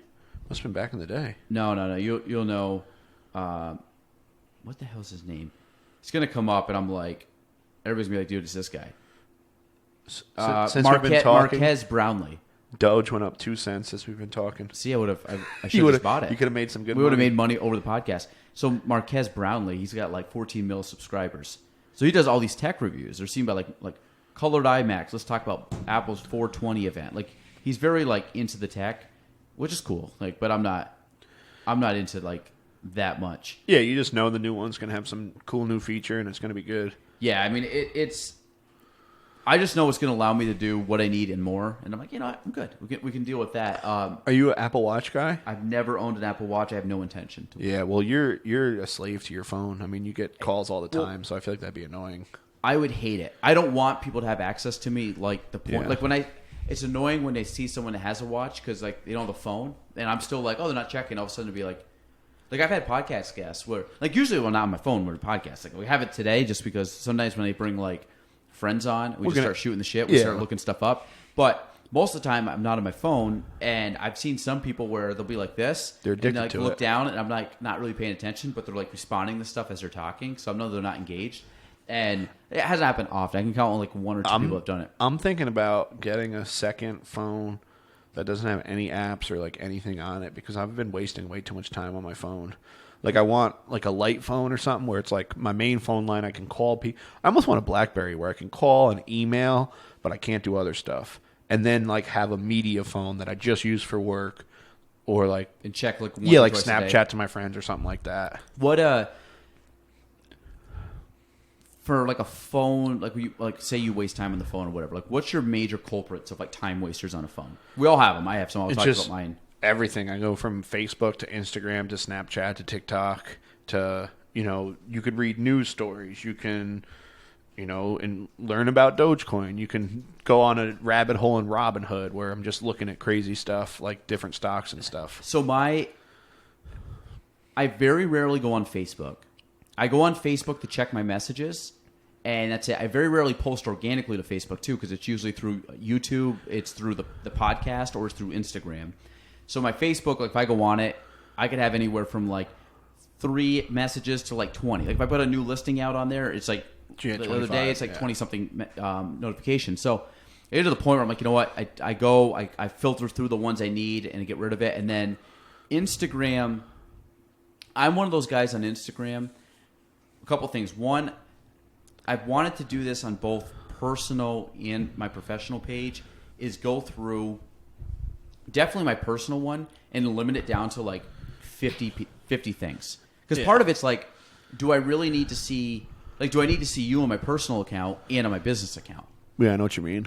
Or do I even care, like, why am I following that brand or company or whatever? Because I don't, like, so part of me is I wanted to, like, really limit it down. So when I go on Instagram, I very rarely swipe through.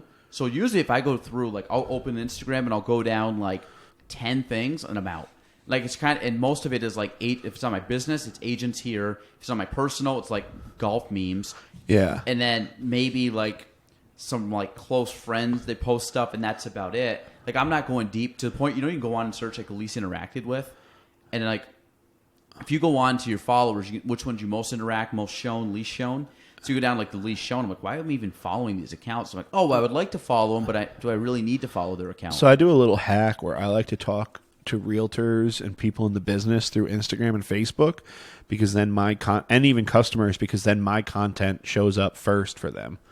So like just a little thing I like to do, like comment on listings, and then they're going to see your Instagram and Facebook more. I like Instagram just because none of my family lives up here. Like my closest family is in North Carolina. Or no, my aunt does live in Albany. But that's how you stay in contact. Yeah, like I just like, and I follow like Nature is Brutal. Like even though it's messed up, like I like seeing like, crocodiles eat buffalo and crazy stuff like that, and just like to realize how wild nature is. And I follow a lot of golf stuff now. Like every time you send me a page in the group, I always follow it. Yeah, if I go to my personal, I follow 232. So then if you go here, it literally goes like least interacted. That's so with. funny. Zyre Golf was the first. I just wanted to shown. open up Instagram and see what happens. So mine's not that, but pretty close. So it's just some people I know. But like if you go down to the follow, like the other thing too is I go through followers and I just take followers off. So I really try to keep my personal account like very, very limited to people. Not because like I just like want it to be like a not very it's like very like personal where I can just like. Well, you're very open about business, but I feel like you're more closed about your personal life. Yeah, well, it's like you're not one of those people who like post your family on your business page. I never have. Yeah, you just I've got keep like it 1,000 posts. And, yeah, but if I go through like my people I'm following, a lot of it's like friends or people that I don't know from the workspace, maybe from the gym or from high school or from like I'll follow them there, and then you start going like, what is it? Least interacted with. So like. So you go down through and like this is, I got a band, I got like a couple like politician, president people, Dunder Mifflin quotes, Rory McIlroy, Phil Mickelson, a couple things like a couple comics. Like I mean, it's stuff that I'm like, I don't even really like. I haven't even followed those people. Why does it matter? Why would I even have them on there? So like I could go down through and just like. I did a big purge one day and unfollowed everyone I didn't care about. Well, that's kind of what I want to do, but then some of them's like, well, do I want to keep like Coldplay on there in case they announce a tour? Like, like I have like all these like what ifs, like I follow Mark Zuckerberg, I follow USA Soccer, and I follow but I don't really care. Like, I got rid of like everything that I don't care about. Like I follow a few comedians who I think are funny, like Joey Diaz, not Tim Dillon. It is Tim Dillon. Tim Dillon's hilarious. Yeah, like just a few things like that where it's always something that's going to brighten my day. I follow a ton of nature pages, and I like to follow gangster pages. I would call them like gangster rap, like gangster videos, like of. We're talking like Ice Cube. No, I'm talking like robbery, like crazy Mexican robbery videos, or like crazy Thailand videos, where like people show up on motorcycles with guns, or like. You could follow Russian pages, which have really crazy like mafia videos, where like you get to watch like legit shootouts and stuff like that. So you follow like entertainment stuff. Yeah. Like my thing is like on most of these pages, I follow people, and my entertainment is like golf memes and Barstool Sports. But I'm also to the point where I follow a lot of investing pages too. Like I like real estate influencer pages just to get good ideas. Really, that's more my business side, but. The thing is, when I talk, like I don't really follow stuff, and then randomly I'll be like, "Oh, I haven't seen a post from that," and I'll click on it, and they're posting. I'm just not seeing it, and then I go down through and I'll look at a few of them and be like, "Okay," and I'm just kind of out. But if so that's always like the stuff that I'm like I contemplate. Like, why do I follow, like Dunder Mifflin stuff? I love The Office. I have that, and I have golf. And then Barstool Sports, like I'll get clips that are like 3-minute clips. I'm not watching them. I don't have time to sit down and watch I these. can't watch more than a 15-second clip. Like I can't watch long stuff on my phone. I just don't like it. It's like I don't have Netflix on my phone. I've never watched a movie. I never watch YouTube on my. I never even watch YouTube really. So basically what you just said. YouTube is my like. Yeah, you love YouTube, right? Love YouTube. So my thing is. I very rarely watch TV. I watch stuff, but I don't like TV for me. When I say Ozark, like that was like during COVID. Like I had time. You should watch Snowfall on Hulu. I'll be honest. The chances I watch that is like slim to none. Not because it's not a bad show. It's just I had a hard time getting through Ozark, and I had nothing to do but time to watch it. Yeah. And I was to the point where I'm like, man, I guess I'll watch another episode because I have like. But it wasn't even like I wanted to. I'm like, is there anything else to do? I'm like, well, not really. So. I almost felt like it was a chore to get through it. YouTube, though, for me, like my thing is like at night, like when I'm to the point where I'm just mentally fried and like you're just done. And like kids are to bed, I don't feel like doing anything. I'll get to bed at like 9:30, and I'll watch like a half hour of something on YouTube. I'll have videos saved, yeah. and I'll go through and I'll just like watch 5-minute, 3-minute, 15-minute, different video links, and on different stuff. It could be local stuff, like I've watched your YouTube page before. Yeah. It could be golf stuff. It could be investing stuff. It could be stuff on, like, I'll go in rabbit holes. Like there's an Elon Musk rabbit hole. There's a Mark Cuban rabbit hole. Then it was like going down golf rabbit holes. Then it was like, okay, now I want to learn about this, and I like started following. Do you listen to podcasts and stuff when you drive? Yeah. So when I drive, let's talk Tesla, man. The best. How sick is it? The best. Not that you ever would do this, but like, can you self-drive it and answer emails and stuff? So I can self-drive. So I could upgrade to okay. So the Tesla I have. You got the broke boy one without the self-drive? Well, I had the capability. So when the 2021s came out, they all came with the capability of doing it. There's an upcharge. The upcharge to self-driving is $10,000. Yeah. It's not worth it. $10,000 to drop. Now, I have contemplated, does it make sense to self-drive in a Tesla, knowing that I can just do your work, do emails. Like literally, if I got to drive 20 minutes, that's 20 minutes of almost like office time that I can sit in a car, be driven. I always think you should just hire somebody for like $10 an hour to drive. Just be your driver and just sit in the back seat and answer emails and make phone calls and make money. Because you make money on the phone. I've contemplated that. The problem, I've really thought about that. The problem is I don't drive as much as I used to. Partly because I've been able to shift more towards the listing agent, a little more to the listing stuff. Yeah, a little more there. So I'm not driving around showing property. I still do it. I mean, I still each week have showings, but it's not. I'm not as. You're not like hungry. Like I got to show this guy. We got to go on showings. You got listings. But I mean, like in real estate land, like you start as an agent starting out. You start out with anybody and everybody who wants to buy you'll be a tire kicker. You'll waste your time having everybody does it, and I did that, and then all of a sudden you get better buyers, and then you might get a listing. Then you get buyers, better buyers. It's the same as mortgages, where like you start and you're like, anybody, I don't care if you got a 400 credit score, like we'll make it work, we'll get it. Yeah. And now I'm just like, I'll help anybody. Like I'll have conversations with people where I know it's going to be a real long road ahead for them to buy a home. I still give them the time of day. I'll still answer their calls. For sure. Yeah. But I know what you mean, where I'm going to, you get a $300,000 refi, and, these people, they got a good job. They have a laptop at their home. When you send them a document request, they're going to send everything back labeled. And then you have people who aren't, who are buying 100,000s who aren't technically advanced and can't send you bank statements. Not that there's anything wrong with that. There's a multitude of buyers, but you'd rather work with somebody.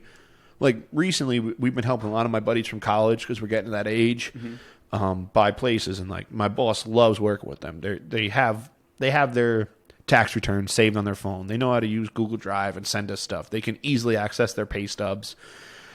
Where sometimes you have other people where it's like, I don't keep my pay stubs. I got to go to HR and get them, and they're a little bit harder to deal with. But think about, like in our business, you have, if I was to say, hey Matt, write down your ideal client in a nutshell, like what they would want. Like as you get more in the business and you start to find success, you start moving closer to that perfect client. So like for me, it's like in my head, I kind of know the people that I want to deal with.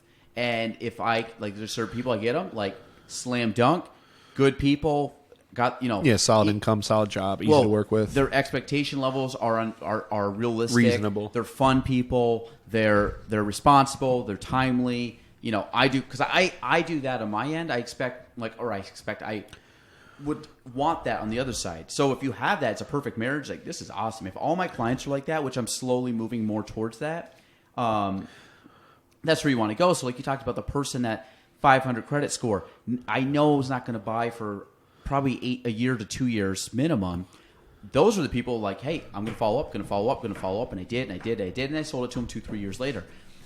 I still have that, like, I still want to do that, but there's also a level of, okay, where's my time best invested? There's only 24 hours in a day. Exactly. So if I can then, instead of working with a bunch of those buyers, start working with a couple people that are listing, which is way better leverage for my time.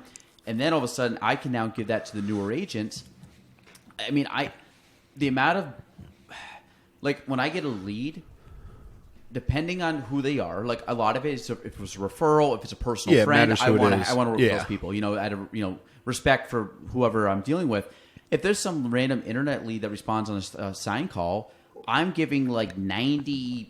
Yeah, you're giving it to somebody else. +% of those away to. I don't even. But that's awesome because well, it's good. It's good for the new agents to get experience. Yeah, but like back in the day, I would have killed for that. But then it gets to a point where natural progression, you work hard to get to that level where it's like, you know what? Now my thing is I want to work as hard because I want those because then I want to make the agents that are coming on's life easier than I had it when I started. And that's my dad used to do that in plumbing, where when he used to work 7 days a week, it could have been Christmas Eve and your toilet goes, and he's like, "I'll be there in 20 minutes, it don't matter." Mm-hmm. But in his later years, we're done at 2:30 on Friday. He's not taking, he's not doing. He's like, sorry, as he should. Yeah, he's like, I'm not the plumber for that. Call this guy.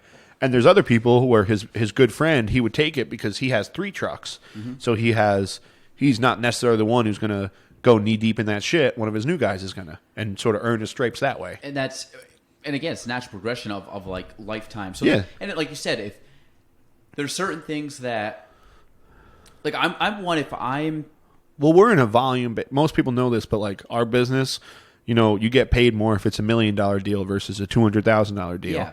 And $1 million client is, maybe they're not better people, but they're going to be an easier client. If you're in a job where you're advanced in tech, if you sell a house that's 300, 400, 500, 600, that deal is going to go most of the time smoother than an $80,000 deal. Yeah, and the thing is, I get paid more. There's less hassle. There's less stress. They're easy to deal with. Easier to deal with, and it's not like you said. It's not you don't person to person. You want to help everybody out, but it's like if you really had to pick, like that's where everybody gravitates towards because it's like it's easier, it's less stressful, it's quicker, it's timely, like all the benefits that you can good get. People refer good people. Yeah, and then you start getting exactly, and it's. Engineers are friends with other engineers. Pizza drivers are friends with other pizza drivers. Yeah, that's yeah. I mean, and the thing is, but it's like I still have the mindset.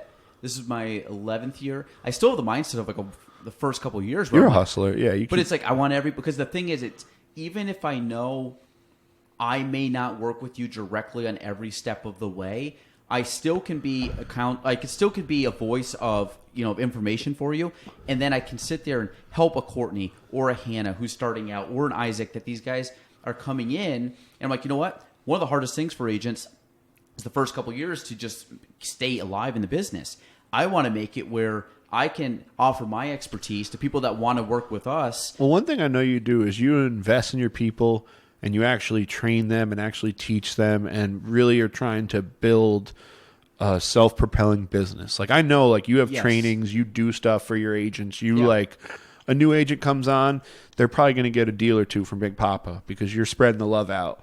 Whereas other brokerages, it seems like you're just like thrown to the wolves and it's like, good luck, buddy. Well, so this is the other thing too, is if you're an agent that comes on, and I've had this conversation with some younger agents, it's the idea that some brokerages will, I call it like give a fish, learn how to fish, get given a fish, I guess is the analogy. But if you're coming in the real estate and you're just looking for, to put your hand out and say, well, I am now licensed, give me business. Well, that's not really how this industry works. Maybe if there's a ton of leads, but granted, like we're in a market now, you don't get as many leads because there's not as many homes for sale. Back in the day, 2010, 11, 12, ton of leads, ton of homes out there. People could call on stuff.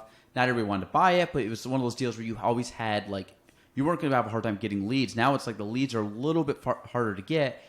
But if you want to be a successful agent, if you just show up day one and say, because I have my license, just start giving me business and then I'm just going to, close this deal. It's not like that. You have to learn how to be good at real estate. It's very easy to get into real estate.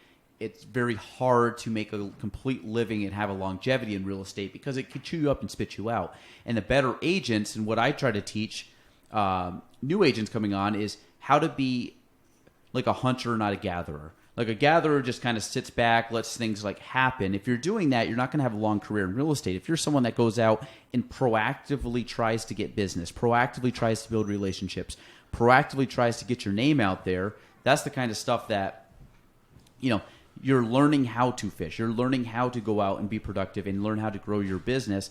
That's where you really start to shine. So when I look at agents, and you can kind of see this. You can see maybe a new agent that came on and was hand-fed a bunch of deals from the broker, and all of a sudden year 2, year 3, year 4, year 5, they've like flatlined, they've never grown from that position, then you kind of look at it as, are they someone that's able to grow? And there's a few agents out in our local market that I can look at and say, you know what? They started from here, and each year they've grown and grown and grown and grown and grown. And it's like, that's not, those are the agents. I'm like, they get it. They get out that you have to go out and you have to go out and generate the business. You have to be the one to, kind of be your own advocate. And because we talked about this is my favorite quote my buddy just told me. He's like, bro, sales is you kill what you eat, baby. Like, you can make 500 grand one year, and then next year, it don't matter. You got to go out there and get it every day. Yeah, and that's the thing. If you're like resting your laurels and you're like, yeah, I'm just going to like, people know me. And it's like, you're going to get some of that. But like, if I just stopped trying to build relationships, if I just stopped trying to get business, I'm going to start, I say flatline. I'm going to dip. I'm not going to flatline. I'm going to start dropping. If you grew up in a town and you're a real estate agent, your friends are going to buy from you. But if you're not asking for referrals, if you don't do a good job, if you're showing up late to every appointment and smell like booze or something, they're not going to send their friends to you. But you come up here, you hustle, you make relationships. Like, I didn't grow up with nobody around here. I don't have any. Yeah. I don't have my, that's my baseball coach, or that's my good friend growing up. I don't have any of that. And like, I came up here, I had to make a name for myself. I had to go into 80 KYP. And now, I'm the co-host of the biggest charity golf classic in Clinton, Essex, Franklin County. Well, a lot of that, like, if you take that kind of stuff, I love you put all three counties. If you take that stuff though, you got to think like that's part of what. Like, take the golf tournament. Like, could we have started that golf tournament and had the pop that we had if we did it in 2014? No. Nobody knew who we were. It was like the thought was the right place, but there is a level of, you know what? People at least know who we are now. People ask to play, and I'm like, yo. Well, and that's you might play. And that's we got invite only, baby. That's what it is, basically. And it's not to be like douchebags about it, but it's the idea that like you can only have so many people. Yeah, and you don't want to change it to a scramble. So like scramble meaning get teams, and like every golf tournament all year long is the same format. This is the only one that's different. Yeah. But it's one where we can now take leverage and name and reputation a step further and give back to the community in sense of like, one, it's fun. It's a fun day. But two, you raise a lot of money. And like the idea is that... Should we try and hit... We hit 5 last year, right? We hit 5. I think our goal... We're still kind of crunching numbers because we're about 4 or 5... I think we're about 5 months out right now. And we didn't really get big donations. Like, most of them were small donations from a lot of people, right? Yeah, it was like... We had 2 big donations...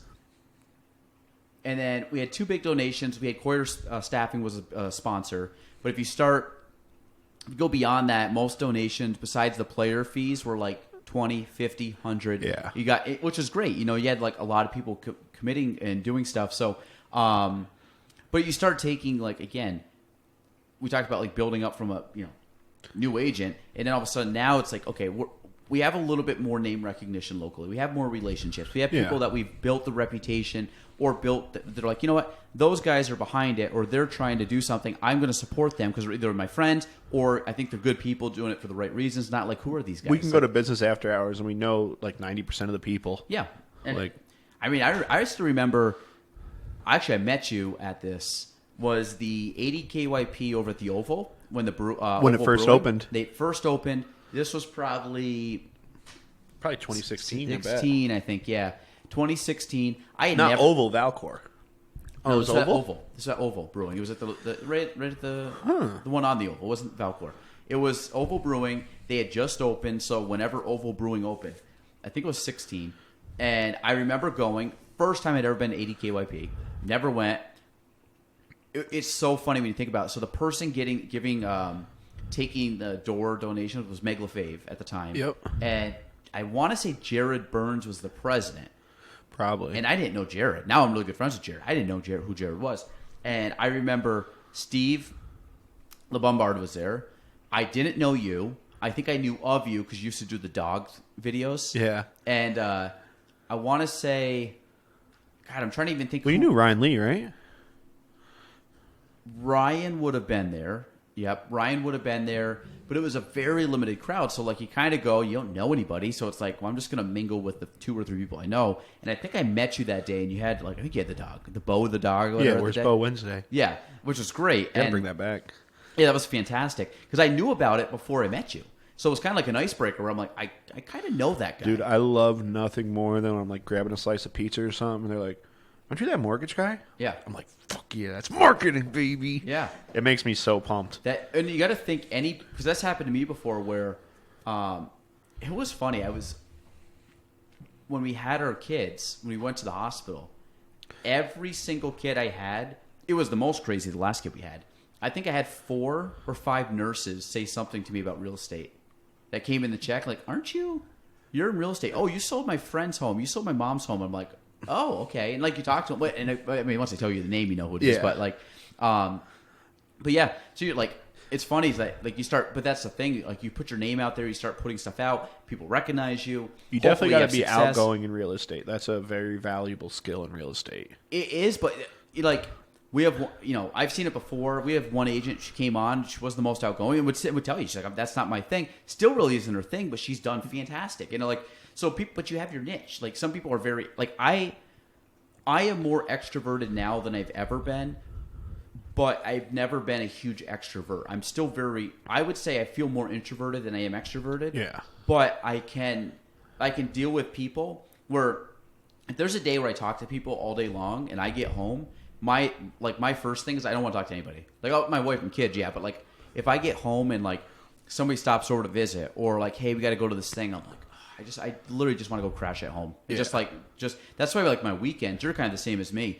Like weekends, I try to stay around the house, man. I don't try to leave. I'm just farm work all weekend. Like nobody ever sees me on the weekend besides my neighbor's bar up the street. Yeah, but I think, and there's sometimes I have to go out on weekends, but like if I had there's days where I'm like, if I can get home at like 4, 5, 6 o'clock on a Friday evening and leave like 7 o'clock on like a Monday morning, perfect. Best weekends ever. Yeah, I will say 2 days at the house, make coffee, play with the kids, see my wife, maybe get some takeout, like watch a movie. Just vibe out. Yeah, and that's, to me, like it's just the mental break that I need. So then Monday I'm like jacked up to go back to work. Mm-hmm. So it's like such a good balance. I try. I mean, I've been doing better at it. But it's so nice when I get like just weekends like I love family it when I have a weekend where I don't have to go get grain or do like absolutely anything except like stuff that I want to do on the farm. Yeah. Because a lot of the time it's like I don't want to go buy like 1,000 pounds of grain or like I don't want to go like lift 70 hay bales and then unload 70 hay bales and put them up in the loft and do like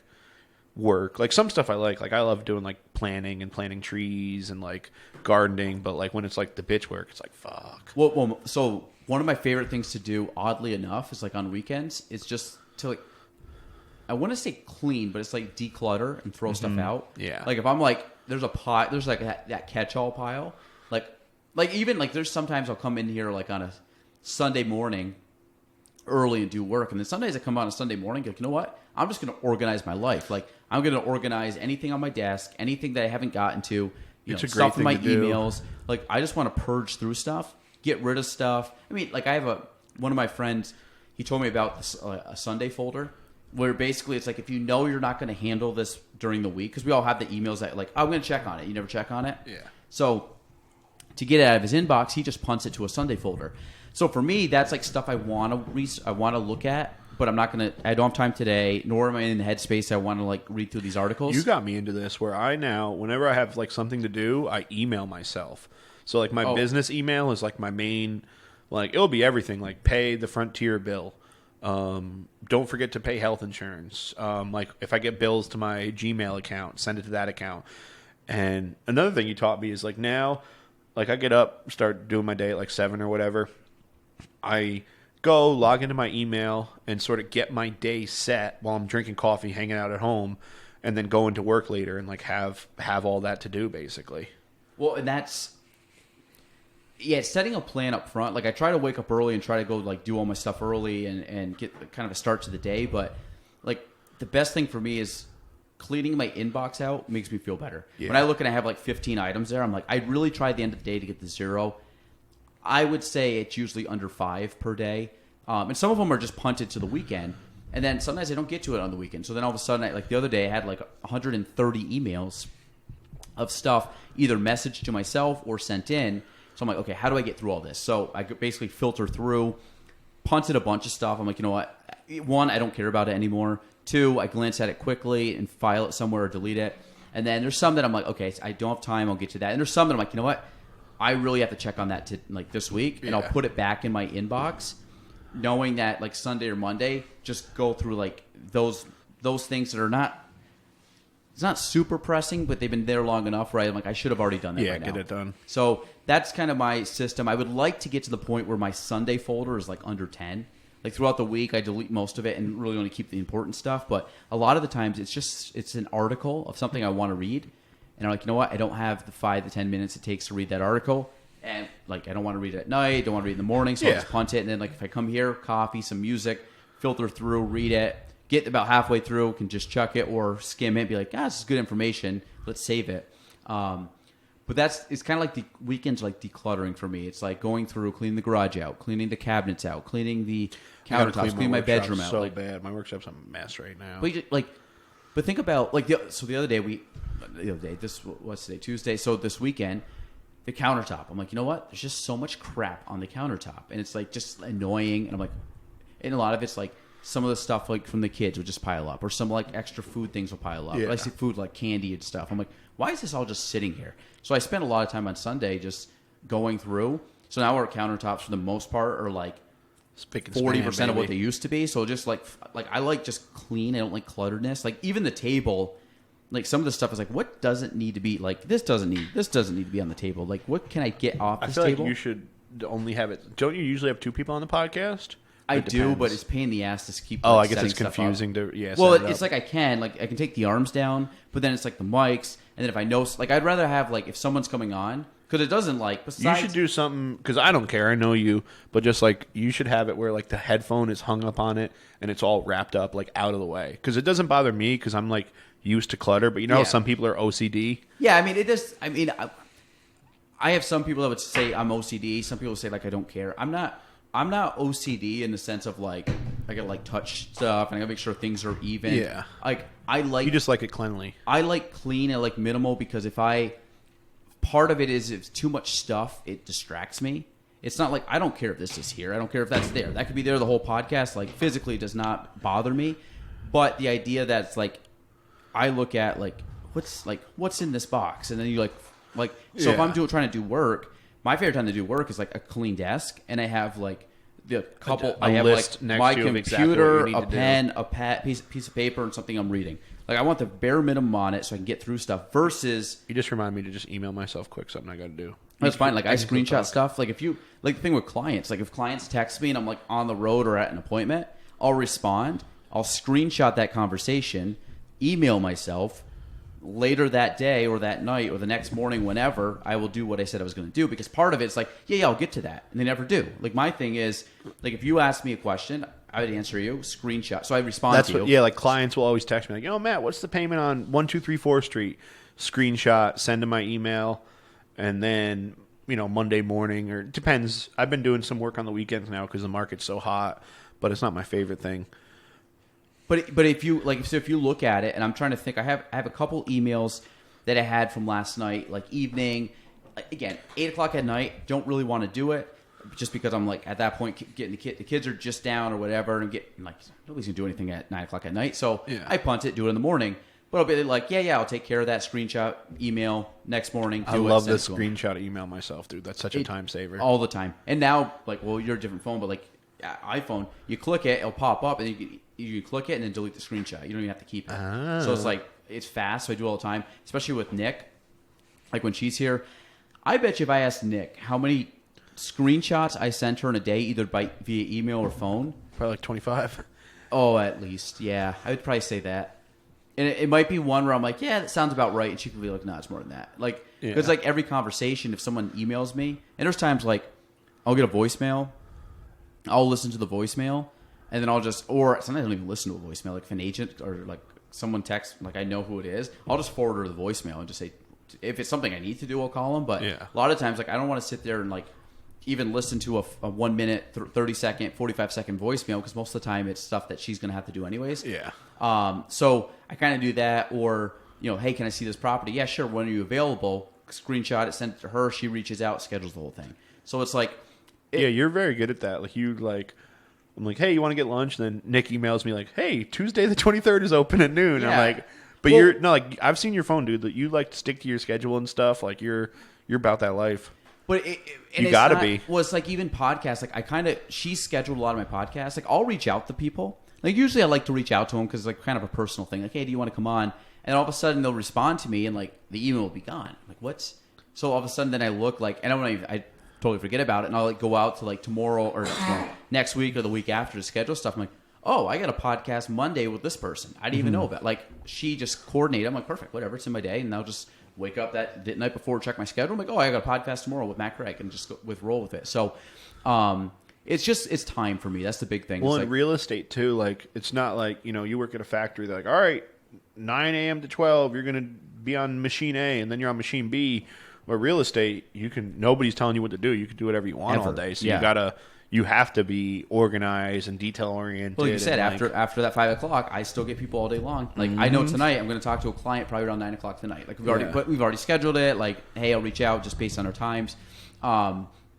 Which I love it. I love doing that because then I can do a podcast with you right now. And then I can, if I want to, go on vacation, I don't have to ask anybody. Or if the other thing which is awesome is like, well, it's not awesome being sick, but like if for some reason I don't feel good that day, I can stay home. It's all good, yeah. I can just make a couple changes to my calendar. Hey, can we reschedule? I don't feel good, blah, blah, blah. And I don't have to ask somebody or get doc time off. I can just stay home and sleep. Because, like, to me, if I don't feel good, I'm punting the day. I'm sleeping, so I feel good the next day. Yeah. I don't want to keep dragging it out, so all of a sudden it's days long. It's like, hey, you don't feel good. Let's just nip it in the bud now.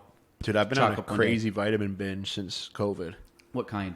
I just went over it with my doctor. So, my morning, I take So, backstory. I gave Sarah COVID. Sarah doesn't go anywhere. She had COVID. Mm-hmm. I didn't even... Recently? Yeah. Well, not like... It's probably been like 2 months now. Did you get it?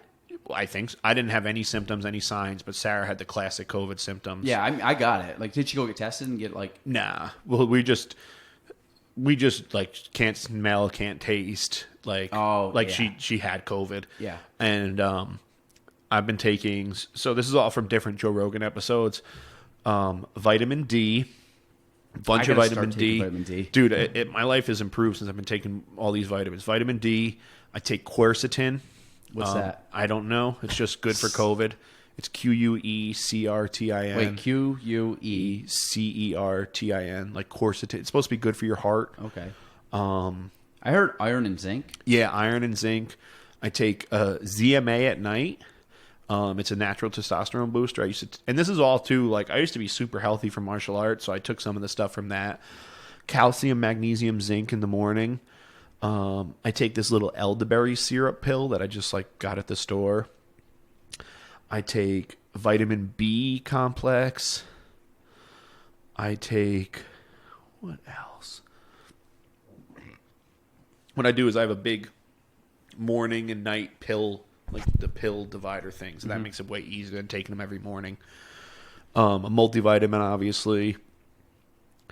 What else? Do you find that works? Yeah. Dude, I didn't show any COVID signs. Like, nothing. Like I was a little tired for the week. Like, part of me is I used to, as a kid, take like a vitamin. Like, every day I took a vitamin. My mom always gave us a vitamin. And magnesium, another one, too. It's like it's a supplement called Calm, where it's just like a little gummy. You take them at night, and it's supposed to be like, I guess magnesium regulates your stress level somehow. Okay, so, yeah, so my thing is, like, if I'm looking at the stuff, like, most of the things I get, like, if I'm eating really well, I get a lot of that stuff just through food. Like, you eat fruits, vegetables, meats, a lot of good stuff. Like, but vitamin D, I don't ever go out in the sun. We live up here. We live in a really bad sunny, non-sun climate. So I want, like, because there's, like, when I go down to Florida and I see these people that are in Florida and you're like, oh my God, how old are you? I'm guessing, like, late 60s. They're like, I'm 85. I'm like, you're 85? I love those people. But they're out in the sun, which makes them active. And they're playing golf They every go outdoors, day. they golf, they play pickleball, they play tennis. Walks. And, like, they go bike rides. Like, they just look vibrant, and their skin looks great. I mean, not the ones that, like, but it's not like, you're not talking about I love it when you see, like, a 65-year-old guy with a six-pack and perfect teeth.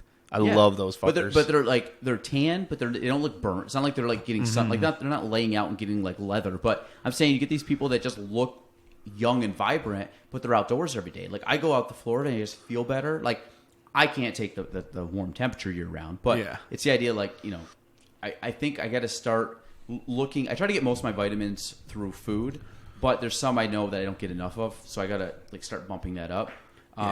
Vitamin D is one of the ones I was like looking at that I think I should start pushing in. I want to do a little bit of research on it. I actually talked to Ellie the other day, which is why I got my, what'd you call it, the marijuana, your herbal teas. My herbal teas. Do you have that little ball that you drop in yeah. the tea? Yeah, Yeah. dude, those are good. It's like a clamp. Yep. It's a clamp, you just stick it in. Yeah. So we have that. And actually, Gina has one. She used to drink a lot, which is weird. I've never seen her, very rarely do I see her drink tea. And she had like a bunch of tea when we first got together. So we have this, it's a Teavana cup. It's a clear cup. And you have this little basket that gets set over it. You put all the stuff in the basket. You pour it over and you just put the cover on it so it steeps it. And you just let the water go. And basically it's like a drip coffee. It goes through all the stuff, goes out, and then it's there. And then as you get a lot of water, it just kind of steeps. And think of like a shark cage. Yeah. When you go in the water and you're like in the cage and shark can't get you. It's kind of the same thing. They're in the water. Yeah, the tea can't get your mouth. Yeah. Well, no, but you don't even drink. You just let it sit. Yeah. And just let it steep. And then once you're done, you just pull the thing out, which pulls all the whatever, the little tea ingredients out. Well, tea leaves, but like all the extra stuff. Yeah. Like, because you go in a lot of those, like Teavana, a lot of it, you look at it, it's not like loose tea. It's like loose tea, like chunks of ginger, Little chunks like herbs and spices and stuff. Exactly. So that pulls out. You can just dump it out, and then you have your tea there. And it's fantastic. I like it when it has loose leaf tea is the best. Like instead of a tea bag, I grew up with like tea bags for that's kind of how you did it, like the Earl Grey teas, there's breakfast teas, but I really like loose leaf. It tastes better. Oh, it's better. I only do fresh ground coffee. Well, not fresh. Well, no, pretty fresh. I mean, I grind it like once a week, but I go to Aldi's and get whole bean organic. They have like great coffee there, and I only use a French press. I don't trust Keurigs. I think those are cancer. I hate Keurigs. I don't know, dude. Putting boiling water through multiple layers of plastic and tin foil doesn't seem safe. We have a Keurig here in the office purely because. Well, you got to have a Keurig in the do you want a office. coffee? Yeah. Go get one cup. At home, I don't own a Keurig. I will never own a Keurig. If I go to a house and they have a Keurig, I think it tastes terrible. It gives me the worst heartburn, dude. My mom. It doesn't taste good. From a coffee perspective, it's just like it's like cheap. Are you coffee. French press or pour over? I've never poured over. I would love to. I'm French press, or I'll be honest. I've been on a huge drip coffee kick because if you make it correctly and you have the right like a drip coffee is like a regular like black coffee maker, right? Yep, exactly. So what happened was a couple months ago, a little over a month ago, maybe 6 weeks ago, my what's it called? My grinder broke. Like the bearing in the bottom of it just came loose, and there was no way I could tighten it. It just came on. And now I've had this thing since like high school, so this has given me like 12 years of usage. Yeah. So the problem was with this thing, it was like so you got the coffee. It's got a blade. The blade spins. It's just a rotating blade. Not very inconsistent. Like you could get some small, you get like, and all of a sudden you grind it up, so all the beans are chopped. I literally got like a $4 one at Walmart in college, and I still have it. The only annoying thing is the cord's only like 8 inches, so I have to like hold it on the outlet to use it. But you press it down, and then it goes like... Yeah, you press the top, and it goes... Whoo. But it just rotates. So I had that, and what happened was if I finished the coffee, I could take it and sift it, and you'd see all these tall ones go to the top. So it was never consistent, so you'd always have like half beans cut at the top, and then the rest of it would be very fine. Super ground, yeah. So it's like, crap, you got like such a mixture. In coffee, you really want a consistency. So... And I didn't want to buy a grinder because I'm kind of like, I'm pretty... Minimalistic. I'm cheap when I'm not cheap. I'm like, I spend money on stuff that I think is investment purposes. If I think that it's something and I'm like, God, do I really need that? I won't buy it. And to me, I'm like, do I really need the grinder? So I'm like, I don't. Grinder broke. Perfect. Now I'm going to splurge. I bought this really nice grinder that you drop the beans in the top. You start the blade. It starts going. You drop the beans, but it grinds it like this, but then it has like, you can actually adjust the grind. So if you want coarse French press, you want finer, like kind of espresso drip. And what happens, it goes down through, and the consistency is phenomenal. It's the same. It's a so it only drops it through once it's ground to that consistency. Correct. So it drops it in. So it has like a gauge where it can only let through what. Yeah. So it keeps spinning and like however it works. That's cool. But it's super super consistent. And then I ended up buying a drip coffee maker. I used to have the old like Black & Decker cheap one I bought at like Walmart or something back again in high school. Used it. It's not broken. I actually just bought the guy a new grinder, but I'm getting new coffee. So this one, very minimal style. There's no programmable thing on it. So what happens is you put water in, you put the coffee beans in. Now, the cool thing is, number one, it shoots out the water in kind of like a spick or a spray. Yeah, a not few different drip. spots. So it hits all over, so it's consistent. So you're not just dropping it through the same spot like a normal drip coffee. So it goes through everything, gets all the water down, and it kind of just filters it down at the end. Number two, it heats the water up to about 200 degrees Fahrenheit. You don't want it boiling. You want it slightly under. Yeah. But because of the temperature of it, it brings out whatever the bean, the flavor of it the does bean. a big difference. Huge difference. And that's why when you go to like something like a Starbucks, I love Starbucks coffee purely part of it is because they're doing it right. They have a strong roast and they do it I would deem the right way for the taste I like. So the best way for me to do coffee, French press, grind it that day. Mm-hmm. I have one that, like, my mom got me into them. It's like a little tabletop boiler where it's like England, everybody has it. Never saw it once in my life till England or Ireland. Like a warmer? No, but like a pot that you just is plugged into the wall electric and you just press a button and then it boils it. Okay. And so you do that, it boils, the thing turns off, like you just hear a little click, and then you let it, you wait like 5-10 seconds so it's not boiling water, it's just super hot water. Okay. Like you wait for the bubbles to stop. Let's say your French press is, I don't know, what'd you say, like 8 inches. You put like 2 inches of water, 3 inches of water, stir it for like 5 seconds, and it does something. Like you'll see it like bubble up and it like oxygenizes the coffee or some weird thing. And then you fill it up, and then you got to do it 6 minutes exactly. Okay, so this I'll tell you the one it's French press, but same thing. I'm a whole bean guy. I grind it. Yeah. I grind my beans at night purely because I don't want to wake the kids up. Weekends, I typically will grind them in the morning. I just grind like a big thing, like a mason See, jar. I always do it the night before, just so I don't wake anybody. In a perfect world, I would grind it right before I'm making coffee, but respectful to not waking up all my kids. So what I do, depending on how much I want, this is my basic, like, fill up a Yeti if I want to leave the house or whatever. Mm-hmm. So this fills up, like, basically, what is this, a 20-ounce Yeti, something like that? 35 grams of coffee. I weigh measure. I was just about to be like, my boy measures it. He's serious. I weigh measure. It's a science. I very rarely eyeball if I don't have my stuff. So if I'm traveling down in Florida, I was at my in-laws. He has actually a really nice pot too.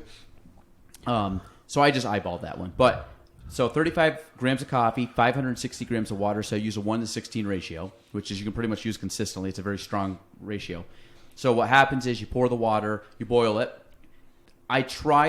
I boil it till it starts steaming, so you're not boiling. I just pull it off for a little bit, not long, probably like a minute. Let it kind of temperature drop slightly. Then what happens is I pour it. So you put the grinds in. You got to pour it like around it, not pour it around it. And I usually just pour a little bit in and just let it sit for like 20 seconds. Just kind of let I think you let like it like bubbles or something, right? It bubbles a bit, but you let like kind of the gases or whatever come up. So I let it go for a little bit. Then I pour the rest of it till I hit whatever my numbers are. So if weekends I usually make more, so I just increase the ratio, but get it up to a certain level. Then I stir it. So I stir it to just make sure I move the grinds around a bit. Then I cap it, and I let it go 4 minutes. And then on the press, I just use a slow, controlled press down. So I don't just jam it down. I just like nice, slow, steady. 5-10 count. Exactly. And then usually before I do that, I take the excess water and I put it in my mug or my Yeti to heat it up. The Yeti's not that big of a deal because you got to think if it's cold on the inside. Yeah. It's like I try to keep it hot, especially if you have a mug. You pull a mug out of the count. It's typically kind of cool. So you kind of pour hot water in, which warms up the actual mug. When it's done, I dump the hot boiling water out, and then I put. So how do you boil your water? Just on the stovetop. Dude, you gotta get one of these then. I'll look at it, but I stovetop. I'm gonna send you what it is. It's so much faster than stovetop. Is it like convection? I don't know. Because when you get like convection stove, it boils like in seconds. Water boil. That's incredible. The convection ovens are absolutely insane. I'd absolutely love one. I'll just send it right to Nicoletta to order. There you go. But yeah. All right. But that's the French press in a nutshell. I literally leave it as like a Google. Have you ever taken Alpha Brain? No. You should try it. Joe Rogan Alpha Brain. What Yes. is that again? It's just a neurotropic. It just like gives you better memory and focus. I do it when I have a really long day. Like I'll take it at like 7 or 8 in the morning, and it's great. Is it kind of like a pre-workout? No, you don't feel cracked out at all. No. It's just like energy and focus. Like I took one this morning. I was outside at like 7 a.m. I did a You're just like ton wired. of stuff. Yeah, but like not cracked out because I've done Adderall, I've done modafinil, I've done a bunch of different neurotropics, and this one is, Well, besides modafinil, this one's pretty awesome. I think so some of my best, when you like, for me, I'm a headspace guy. Like if you're like do some work now, I can do work. It's like a lot of the stuff's like go through the motions. If I'm sitting there really focused on, hey, I got to do this project, or I got to really like dive deep and understand this, I like not to be around people. Meaning I like to like come in here. I like 4 hours minimum. And I know it's crazy, but like I'll come in for like 6 a.m. and work till 10, and like phone off or like maybe on, but not really checking it. Yeah. And sometimes I'll put a podcast on, but a lot of times if I'm thinking, I take podcasts out. I don't do podcasts when I'm thinking. And I'll put music on, and I usually put like a Dave Matthews, OAR. I put something Listen to light. Vitamin String Quartet. Is it just music? It's a string quartet, so it's like pop, but they'll do like popular songs. Like they'll do like But no singing, just no singing, just it's really So- good. Well, I like putting stuff on that's like white noise to me. So Dave, Dispatch, like Jack Johnson, OAR. When I'm in the zone, I can't listen to anything with words. Unless, like, if I'm working out, I can listen to rap. But if I'm trying to like think for a project, but for me, if I can turn it down low, so like enough where you can know can it's just barely on, hear it, but yeah. it's like it's almost like white noise. And the thing is, I've heard those songs 1,000 times, so it's like when they just go, I'm not thinking about the words, and then to me, it's just subliminally in my head. But I start usually coffee, and I start going like that. But there's also the flip side is sometimes at night, if I'm like feeling like kind of like froggy and think I can do stuff, usually like. I like to get like a glass of wine. Could be just like depending on. I'm not a big whiskey guy, but like sometimes I'll do some kind of like on the rocks thing. You sip at it. yeah. What kind of wine you been drinking? I like my favorite's a dry red. My all-time favorite's dry red. But I mean, like what brands and companies and stuff. I don't really have anything that's. I've been drinking Apothic Red Winemaker's Blend, man. It's I've had that. mad good. Yeah, for like $11, it's great. Yeah, I like Apothic. I mean, it's.